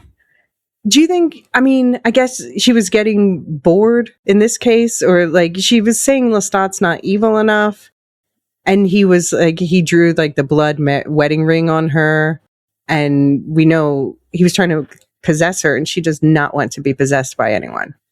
Right. I think they're just very different. They want to live differently, and that's okay. Just go live separately. Yeah. Well, for her, that's okay. For him, he struggles with that, obviously. Right. I think, though, he was fine while Louis was with him. Now he's just feeling really alone. I think he just feels really abandoned right now. Mm-hmm. He's surrounding himself with all this glamour, and he's surrounding himself with this band, but it's nobody like on his level. Daniel is the closest thing, and I think he still looks down at Daniel as a newbie. Sure. So yeah, and then he hates Armand. Yeah, but at least he has Christine. He did not see Christina as an equal. No, well, he doesn't see any mortal as an equal, I don't think. I think he does have some respect for both Christine and Dee, because obviously Christine is, well, he said she's a really good lawyer, but she's kind of the one who's like making his life run at this point. And then Dee, on the other hand, so Christine gets him this meeting with this Andrew Milliken guy who's from this made up record label called Four Body with these made up artists in it. And then, Lestat's spiraling out because Gabriella is not responding to his texts and calls and stuff. And he says, it's okay, let Dee decide about the deal. So I was actually surprised that he values Dee so much that he would let her make a decision about the future of his band. I understand why he values her opinion more than his bandmates, other than Alex, maybe, but...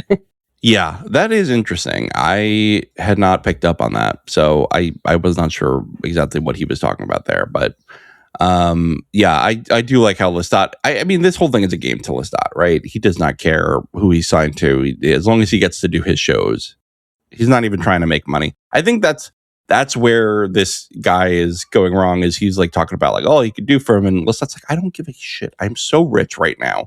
I don't need any of this. And apparently there's both tons of fans and protesters at all of his shows. And we'll get to what the protesters do. They're not peaceful. No. Did you notice that Lestat, when he was crashing out about Gabrielle, the guy who recognized Gabriella at in the past at that tavern, he hallucinated him smoking a blunt with Nikki and Fareed at the party. Ooh, good call. Yeah, it took me a few watches to pick that up because the editing is so pacey. There's so many new details each time. Yeah, they're just sneaking everybody in. What did you think about the confrontation between Daniel and Lestat? Yeah, Daniel is always here to be sassy, right? Like Daniel just all the time is just, it's a telenovela. That's my favorite line from him. But, you were 5,000 feet from Louis when you dropped him. Was that love? Fair question. Especially since he was ribbing Daniel about Armand at that point, too. That's true. Lestat never dropped Louis, by the way. You don't believe it? I will not believe it. Lestat told the truth. Do you think Lestat was right about Armand playing dumb to Daniel in Dubai, or should we hold that until we talk about their second conversation? I mean, it's all in this episode. Yes, I think Lestat was right. And we're confirmed by that. They're basically confirmed, right, with Armand later. With playing dumb, I don't know if that's the way to put it, but yeah, okay, all right. So at least it was love that interfered with his understanding of what was happening. Do you think that means he was not reading Daniel's mind out of love? Maybe. Okay, all right. Maybe we'll get he's there. Clouded by it. Yeah. Okay. We have to talk about Alex and Armand. So at the party, Alex is like, someone's like, oh, is that your sponsor? He's like, we're not really using that word. I'm like, okay, it's not like you in a relationship. I don't know. But he says he talks to Armand every other night and calls him a god. And then he's like, who is he talking to again? His brother or something? He's like, oh yeah, gods are going around now. He's like, well, mine can't float. But he said he helped Alex get past all that shit I was carrying. And I'm like, Armand, what did you do to this man's mind? Yeah. He said, all that shit I was putting onto other people, onto you, to his brother Larry. This guy erased it all, brother. But he won't tell his brother his name. So I'm wondering, like, what he took from Alex's mind and what he might have left behind. And as much as I defend Armand, I am I'm protective of Alex, who said this might sound like a can of corn. Who says that? That's so cute. That is cute. Yeah, these humans playing around with vampires have no idea what they're getting into. No. They think it's like parlor tricks, like Lestat keeps showing them. But no, it's not. It's much deeper than that. Yeah. Yeah. Especially for the Master of the Mind gift. Introducing the vampire Armand. Armand comes to the show and Lestat takes full advantage. He puts a spotlight on Armand and introduces him. Then he dedicates his song, Big Boss, to the ancient vampire. I don't know if that's the actual name. I just wrote that down because I was... Okay, all right. Armand leaves and Daniel follows. Daniel demands that Armand stop making him see people who are gone. Armand thinks that's just their vampire bond. Armand warns Daniel that the Great Conversion is happening. Armand swears that what happened in Dubai was genuine and based on love for someone, not Louis. My first question is, was Lestat supposed to be dressed up like Claudia? I saw that in the notes, and I think you're right. That seems like from the play. Yeah. Play costume. The pigtails and the like rosy cheek makeup. I think you're right. Yeah. I called it his cuntiest look yet, but yeah, I think it is more about that. I think you're right. Yeah. I think he's trying to I see, here's the thing, like Lestat and Claudia obviously had their beef, but I do think he loved her. And I think that he holds a lot of anger at Armand for getting her killed. Especially earlier, we didn't talk about this, but Armand's like, oh, this production. He goes, not a production. This was something that happened. This was a real trial with an execution. Yeah. No, it's true. It's true. Call him out. He's right. He's making light of it in his apology. Question about the timeline here, because the book came out in 2025, but Lestat said in episode 1 the book came out 2 years ago. He says in this 2025 book, and then he says 2 years ago. So I guess this season is set in 2027 then? I don't know that it really matters. No, they said it was a 2025 tour. No, did the book definitely come out in 2025? The book definitely came out in 2025. That's what he says on the stage. This book from this 2025 book, who knows it? Blah blah blah. I'm very confused because I feel like in episode 1 they said it was his 2025 tour. But when they did the flashback when he found out about the book, that was 2025 on Halloween. So the band was formed. The band was formed in 2025. So no, because it's the Failures is 111 albums containing an omniscient history of the events of the 2025 album and supporting tour. So there's something going on here timeline wise. Either that's just an error, but usually in this show it means something. Yeah. Or maybe the tour's gone on for 2 years. Yeah, I could. I mean, I don't think so though. Usually tours are just, you call it a different tour next year.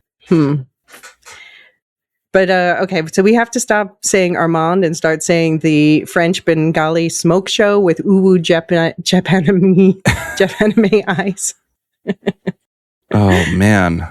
Do you see the emojis that people use to describe Armand on the fan forums? No. It's, like when people do the emojis, it's like the two big eyes with the mouth in the middle. Like I've actually done it for Rowan Mayfair when talking about the American Witches. Just people do that, but replace the two eyes with orange circles. Oh my God, that's so funny. But yeah, okay. I wrote a little rant here that Asad Zaman, of course, attractive. They all are. Like this, the nature of the television show, even Bruce is physically good looking, but that is not, I just want to make it clear, it's not why I defend this character. I defend this character because no one else in this universe does. And I just want to say to anyone who thinks he's the worst, because there was a lot of debate on the Discord and on Reddit this week, Reddit or Discord, but you probably don't know his whole story if you haven't read the books. And most of what you've heard through this show so far is filtered through the perspectives of two of his exes. And I'm not saying he's never done wrong, but I'm saying they've all done really wrong things. Louis may be so far the most defensible, but I don't know if he's going to come out of this season like that. So this is why I defend Armand. My In Defense of the Gremlin TED Talk is complete. Thank you. Oh, man. Well, I will say it's not just two of his exes that you hear from. It's also one of his victims. which is Daniel, right? You're hearing how one of his victims feels about him, and not great if you just go based on that. No, yeah, sure. Daniel absolutely has every right to feel the way that he does, especially with this TV show version of events. Yeah. Right. What do you think about the Armand truthers in the audience at the show? I mean, that's absolutely what would happen, right? Everyone, I'm currently podcasting with an Armand contrarian, so obviously they're out there. Okay, but here's some things like Lestat. How'd you get onto production, Elysia? Lestat also says on stage, calls Armand a friend and says he did a brave thing for me once. Is the brave thing about Nikki? About the death of Nikki?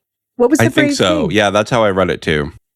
All right. Well, can we talk for a moment about the contradictions in Nikki's death that have been popped up so far across all 3 seasons? Yes.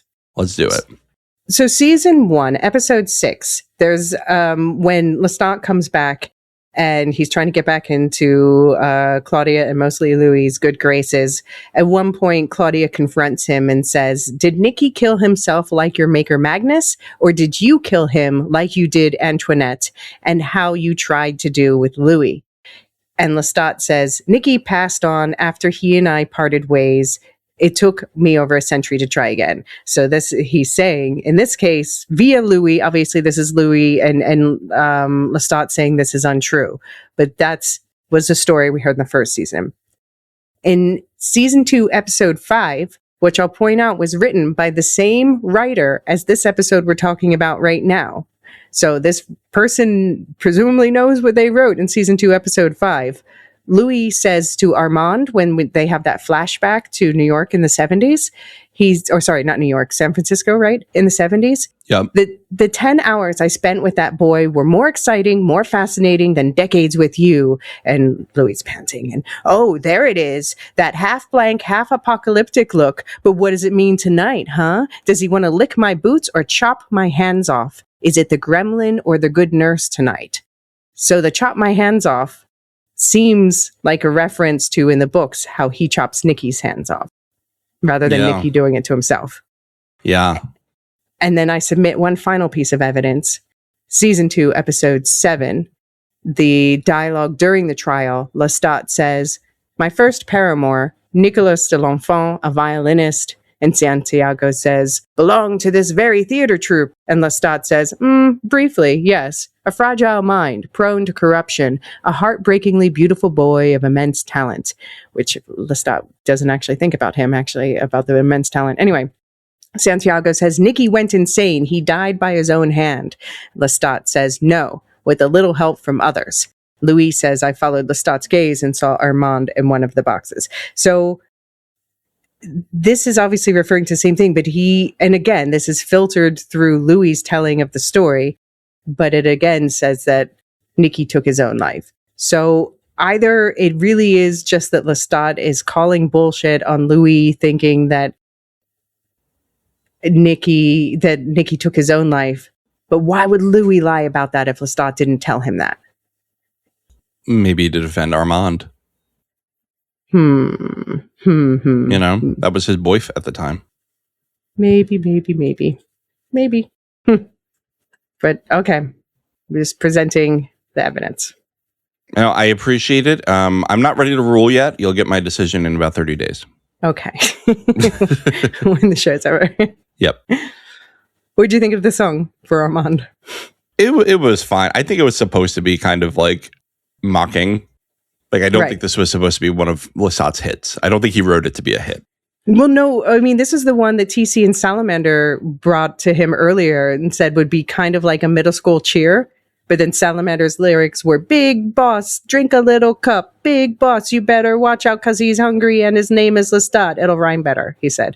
And Lestat's like, actually, what if we just took that and, he made some musical comments. It's like you're flipping your hair every time. And then that's the song that we heard at the end. Yeah. It was fine. I think it fit the scene really well. What about you? I mean, musically, I don't think it's the most interesting one, but it was like a playground taunt. My favorite line is, "You got a lot of rules for a theater kid." Because he's all about the great laws. Yes, I know. Oh man, Armand is really a hall monitor, isn't he? A bit, yeah. I was going to ask, what you thought about Alex's response to finding out that this person he knew was Arun was the vampire Armand in the audience, or did he already know? I don't know. I can't get a read on it. I just can't get a read on it yet. I'm sure we'll find out next episode. He had a look on his face. Yeah. Yeah. And Daniel obviously had a big look on his face. He was feeling sorry for him and followed him out. Is that how you interpreted that? When Armand I think stalked that's out? right. Absolutely. I think that's right. For a minute, he was like, Daddy Armand, are you okay? And then he pushed him against the wall. Right. Yeah. Yeah. And then we find out that the rapture thing happens to Armand too, and he can't stop it, he says. He says it's their vampire bond, he thinks. And I loved that bike jump scare where suddenly like a bike runs between them because they're standing in the middle of the street and don't realize it. And that brings them back to reality. Right. I think it's interesting that he's warning about Lestat and the Great Conversion because Lestat called the Great Conversion pretty fucking stupid. But I mean, he's right? Like how much food is on the planet for them, right? They can't just be openly killing everybody and reducing the population that much every night. Mm-hmm. No, it's true. He does have a steadier head on his shoulder. It's probably a couple more centuries. Yep. And then, Daniel, of course, asks about the Doubts Lestat planet, and that's when we get the thing. It was love, but not as love for Louis. Do, do, do. And all the devil's minion girlies scream. Yep. So we've got one more section here that I've titled Evil. This is my second SpongeBob reference in one episode. Maybe I should stop. Lestat crashes out about Gabriella's absence. A shooter tries to prove Lestat is a vampire and shoots him and grazes Christine, at least. In Lestat's memory, his mother tells him that they should become Dante's Inferno on Earth. Instead, she abandons him in the day. Say that. You get that? It was supposed to be like abandons him in the night, but it abandons him in the day. Okay, all right, I'm done. In the present, Gabriella returns to the bus. Lestat and the band have quit, and Gabriella is here to stop it. Gabriella shares the voices with Lestat and proves that he has been reaching his fans. He imagines all of his victims on the bus. I've just had another musical moment. The way the discordant piano is used as Lestat is crashing out again and leaving messages for Gabriella about how important he is. And also, right before the shooting, I didn't even notice this until like the second watch, but there's the bit where he's singing, "The wheels on the Lestat go me, me, me, me, yeah. me." Yeah, so good. I really liked when he goes, "You abandoned me." She goes, "For a week." And he goes, "For 9 days. Like, that's it. That was such a mother and child.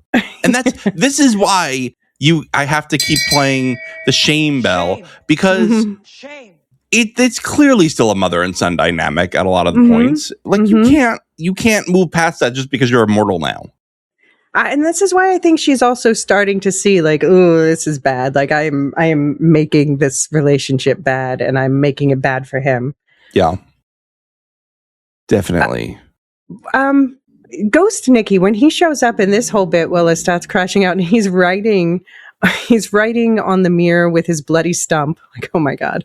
And he says, "Did I beat Antoinette? I'm third in the queue. Did I beat Antoinette?" It seems like he was writing Marius on the mirror, but why would he be writing Marius on the mirror? I don't know. That is interesting. Because Marius doesn't have anything to do with Nikki per se. No. I mean, this is why I think, this is all in Lestat's head. Yeah. This is not really Nick. He's just conflating everything. Yeah.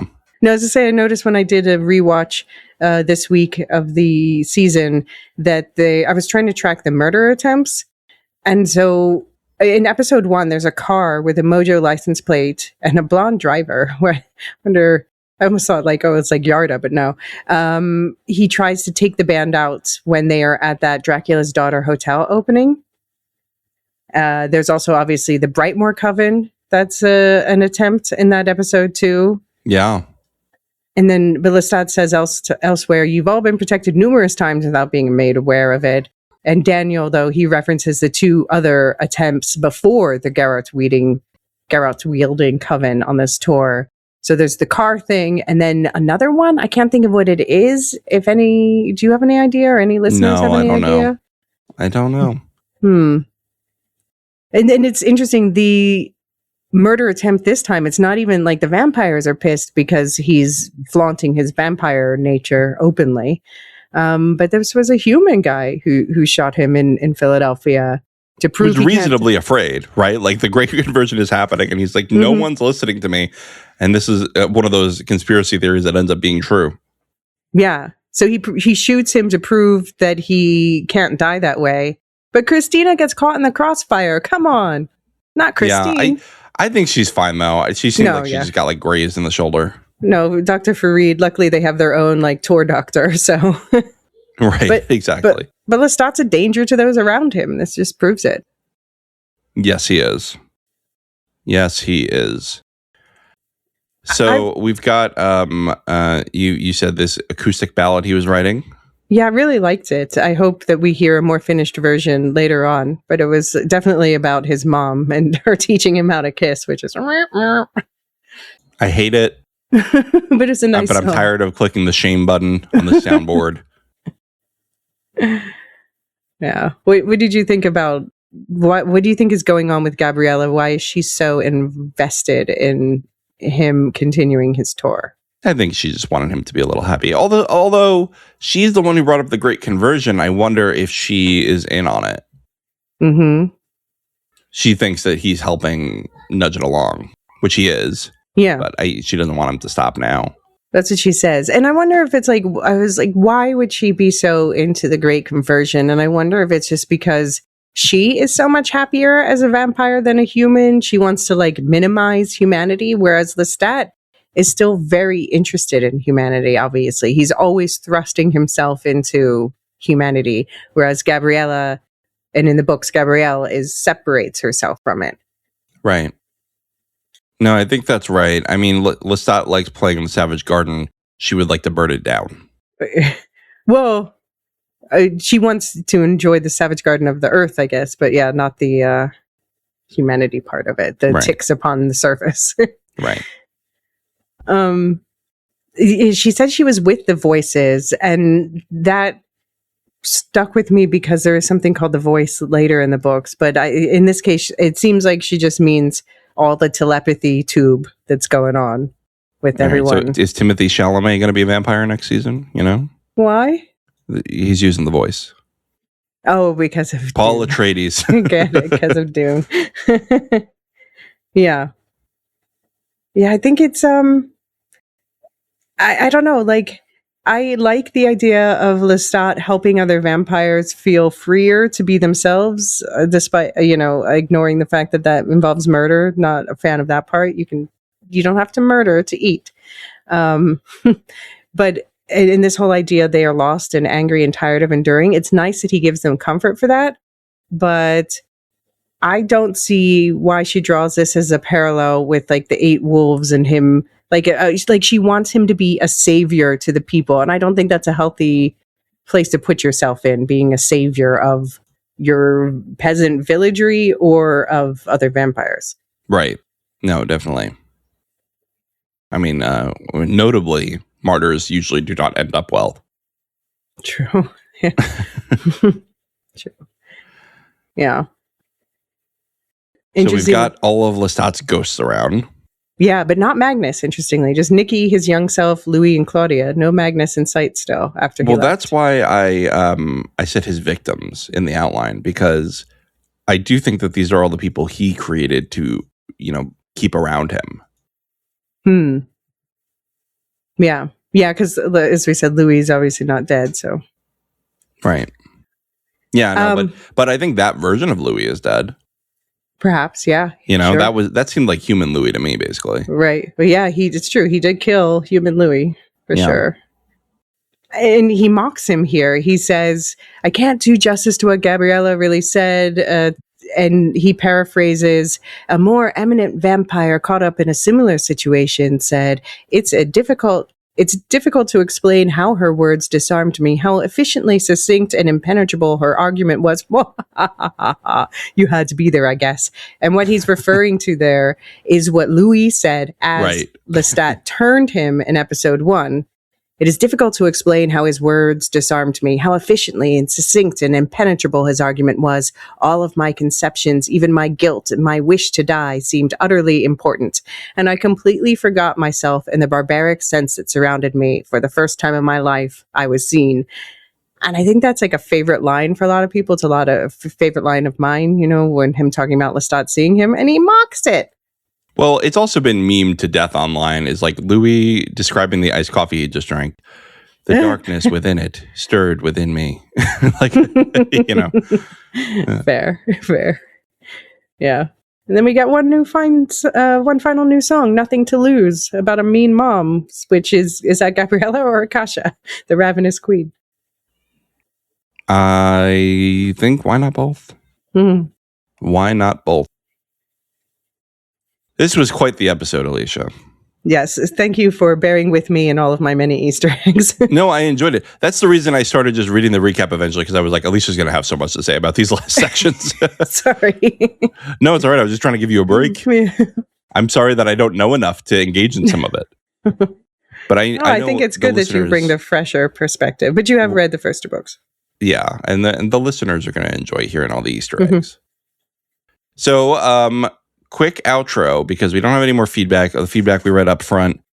There's one more Inside the Coffin in the spoiler part.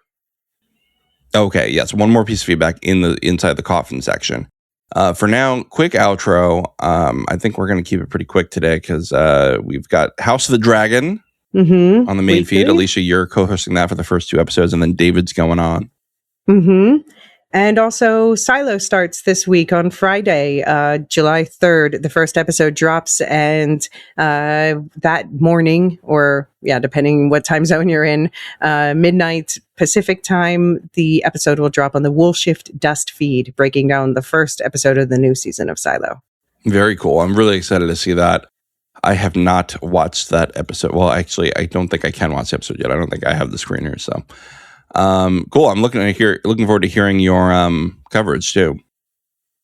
Yeah. I'm having fun with it. We're going to record an episode right after this, and so it's a good day for me. Good way to spend my Sunday. Awesome. I don't think we have a lot of other stuff going on the Lorehounds feed right now, except you're doing Supergirl soon. Yeah, we haven't scheduled it yet, but we're bringing a positive energy in there. I just feel like we need to say that up front. Sean and I are Supergirl fans, and we're interested in making up our own minds rather than whatever other people are saying about it in various reviews. Yeah, it's funny because there was some like really bad review that came out, and then somebody was like, everyone, this guy gave Project Hail Mary 50 out of 100. Just chill out for a minute. And I was like, oh, okay. All right. And gave Happy Gilmore 2 80 out of 100. Okay, so maybe we don't listen to this person. I mean, I used to really like his reviews, but yeah, it just goes to show. Wait, who is it? What's his name? I think he used to work for EW, but now he works for Variety. Anyway, it was a Variety review. Is it Alan Sepinwall? No. Oh, okay. All right. Well, on the other feeds, don't forget, Nevermind the Music coming in with weekly music and psychology. You heard Mark last week on his feedback on Interview with the Vampire Lestat. So don't miss that. And I think we should do a season wrap up at the end of this season with him. I volunteer to produce if you like. Definitely. Let's do that, because I want to hear more of Mark's thoughts. He has great thoughts on this kind of stuff. And then I think everybody else is pretty much on a break right now. We're launching Cosmere Corner at the end of the month of July. I should say that because it's still June. At the end of the month of July, we're launching Cosmere Corner, so stick around for that if you like the Brandon Sanderson books, or if you're looking for a new fantasy series to read. All right. Thank yous. Let's thank some people, Elysia. I'll do the community volunteers and Discord server boosters if you do the lore masters. Sure. All right, thank you to our community volunteers. Our Dunedain, Hand of the Pod, Nancy, aka Two Kids, Two Dogs, Master of the Polls, Captain of the Polhirrim, Peter O.H., Keeper of the Show Tracker, Sub-Zero, Librarian, Brian 8063, and moderators Brian 8063 and Aaron K. Also, our Discord server boosters, thank you for helping keep us with our fancy features. Aaron K, Tilo the Thriller, Doof71, Athena A, Lestu, Nancy M, Ghost of Partition, Radioactive Richard, and Adrian. Thank you to everyone who's listening. It means a lot to us, and we hope you're having as much fun with this show as we are. We definitely want to hear your feedback, as you said. Ask Dan at thelorehounds.com, or you can use the contact form on our website. If you want to help us out, you can do that for free just by telling other people about our episodes. That really is just an enormous help. You have no idea. Also, leaving a kind review wherever you are is an enormous help. And you can also subscribe to our Supercast or Patreon feeds. It's the same content in both feeds, just two different options. And there you get ad-free access to all of these episodes, plus bonus episodes every month. Like coming up in July, it's wine month. So we're going to do a wine movie, and I'm going to give some wine tips in our second breakfast. So nice. I'm excited. Yeah, it should be fun. So thank you to all of our subscribers, but most of all to the highest tier, the Lore Masters, Samartian, Michael G, Michelle E, SC, Peter OH, Nancy M, Doob71, Brian 8063, Frederick H, Sarah L, Gareth C, Andrew B, Kwang Yu, Nathan T, Sub-Zero, Aaron K, Dali V, Gnarls, Kathy W, Lestu, Jeffrey B, Elisa U, Ben B, Scott F, Stephen N, Julia F, Collie S, Ilmariel, Rocky Zim, Jessica A, Red Zippy, the TCS, Dopamini, Eleanor, Mrs. Tennant, AC Wilson, Eli W, Cassie K, Chumbaruni, Katia, Josh Liu, Paints and PDX, Corey G, Quinch, Jenny L, Slavinator, and always last Adrian. All right.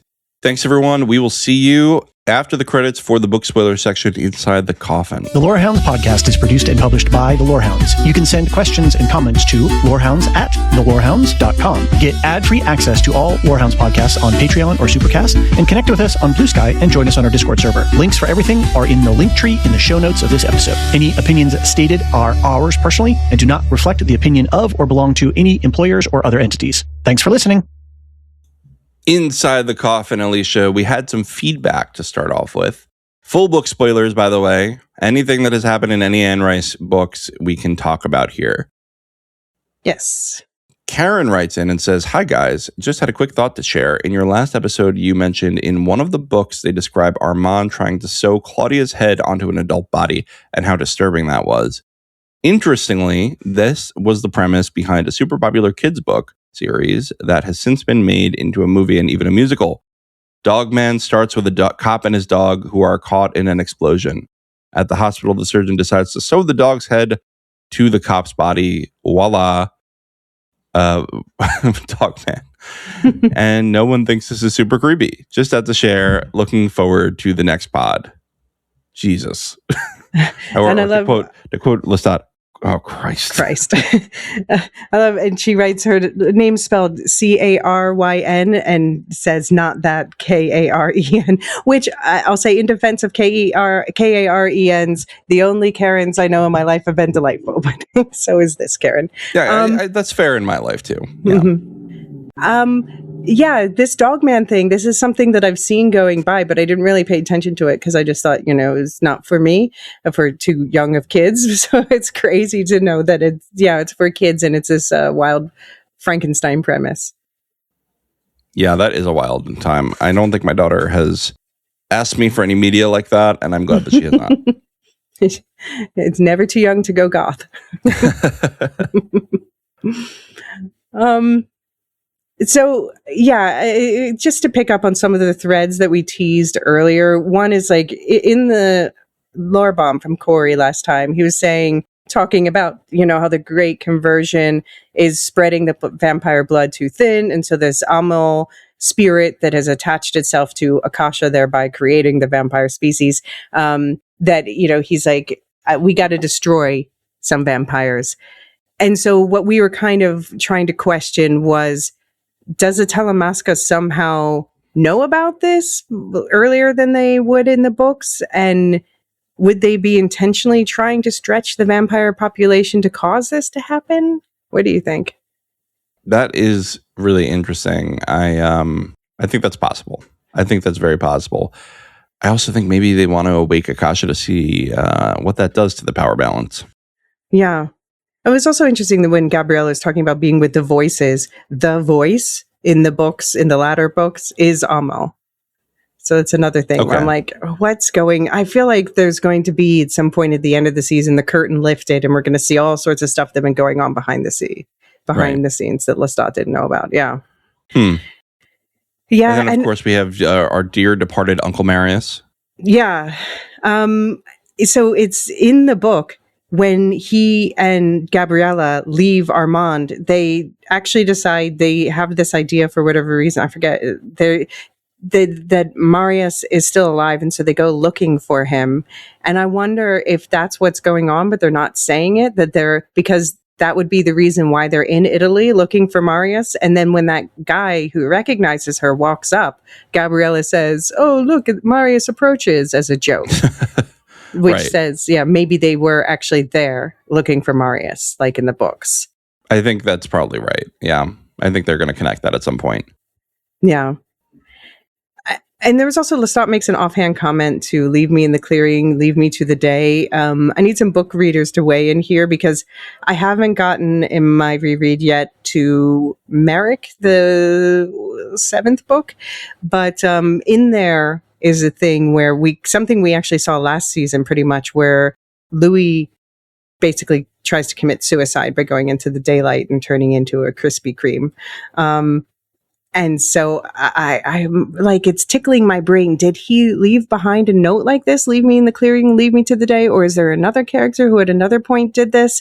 And I'm sorry, I could not find if this is like a direct reference to anything. So I think it could be a reference to Louis trying to commit suicide at that point, which is, it's basically the reason he commits suicide is because it's after they've got Merrick as a witch, and they get her help to do a seance and contact Claudia, or maybe it's someone, an evil spirit pretending to be Claudia, who says really mean things to Louis, and he just snaps.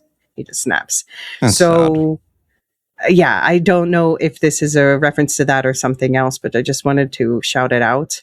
But speaking of Regina, someone pointed out that there's a shot from a trailer of a Regina waitress who looks very similar to Claudia, but different. So maybe that's actually like Lestat's point of view of her. And that she's not actually the same face, but just looks, a lot alike. Yeah. Interesting.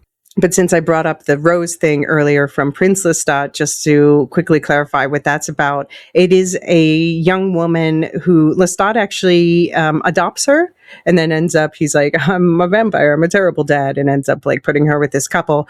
But she gets into a series of troubles that reminded me of, the things that Louis was listing off. And then she gets involved with a professor who really is awful to her. Like all right, I'm forgetting the details again, but she basically tries to get away from him because he starts like being too creepy, stalkery, and then he ends up kind of like kidnapping her and like poisoning her, putting acid on her or something horrible. So this is why, like, Louis, please tell me Louis not going that direction this season. Oh my God. I could see Louis doing a lot of bad things, I'll be honest with you. It's kind of his turn. Yeah. Yeah. Let's tarnish his reputation now. One other thing we haven't brought up while we're talking about this stuff is, I don't think we've pointed out in the whole poster discussion, I don't think we've talked about Alex's poster yet. I don't know if you want to Google Alex's poster real quick and look more closely at his eyes and especially his nails. All right. Well, we'll see what happens. Yeah. And then, since the Fareed backstory came up this episode, I keep thinking about in an interview, and I forget which one because I consumed so many interviews of the last week, but in one of them, someone was interviewing Daniel Hart and said, I heard that you quote unquote saved episode 7. And he's like, oh no, that's too much. But I guess I did suggest a character from the books that they should pull into the show to like bring the story together when Roland was trying to figure out how to like put a bow in the season. And so I've been thinking, what could the character be? And since we got some Farid backstory, I wonder if we'll get to see Akasha, the Queen of the Damned, has a son, both biological son, and she turned him into a vampire way back in the day, named Seth. And he does not have a good relationship with his mother, but he is Farid's partner in the books. They like are science, not bros because it's romantic, but one other option that I think of that also could show up with Akasha, because she's from the same time, is a character named Severine, who Gabriella ends up with. So I'm wondering, could they bring Severine in to sort of soften Gabriella and get her away from Lestat romantically? I hope that they lure her away at some point, because I can't keep watching this part. Yeah. What did you think of? So now you've finally gotten your taste of Devil's Minion. Yeah, all right. I'll ship them. They have a nice toxic relationship. Fits the show. Yeah. Yeah, it's an enemies to lovers ship. So we're seeing obviously the enemies part, but getting the suggestion of the latter. Remember the Alice thing that I brought up, that some people think that Alice is actually Armand, but Armand is made him remember someone different. Yeah. I have to say, the stuff they said this episode did not disprove it to me. And part of me wonders, and I'm sure it's me being conspiratorial, but I'm like, are his daughters even real? Oh, no. That would be awful. That would be really the worst thing Armand ever did, if he made somebody have fake daughters. Mm-hmm. I don't know. But Armand, he wants to apologize. Like, when his note that we didn't get to hear the end of, he was apologizing most of all for something 52 years ago, which is obviously San Francisco. But what happened then, and what happened during the blackout years at Knight Ridder? And we got to talk about this enough during the main episode. There's not really much more to say, but it's just... We'll all point out the screen, and we'll all have a delightful time now. Yeah. I still think this version of Daniel is probably going to die, but we'll see. Probably. But I'm excited to see how it happens. Yeah, me too. Yeah. Elysia, thank you for another lovely Inside the Coffin segment. I think the book readers at home are salivating for the future. Can't wait to watch the next episode.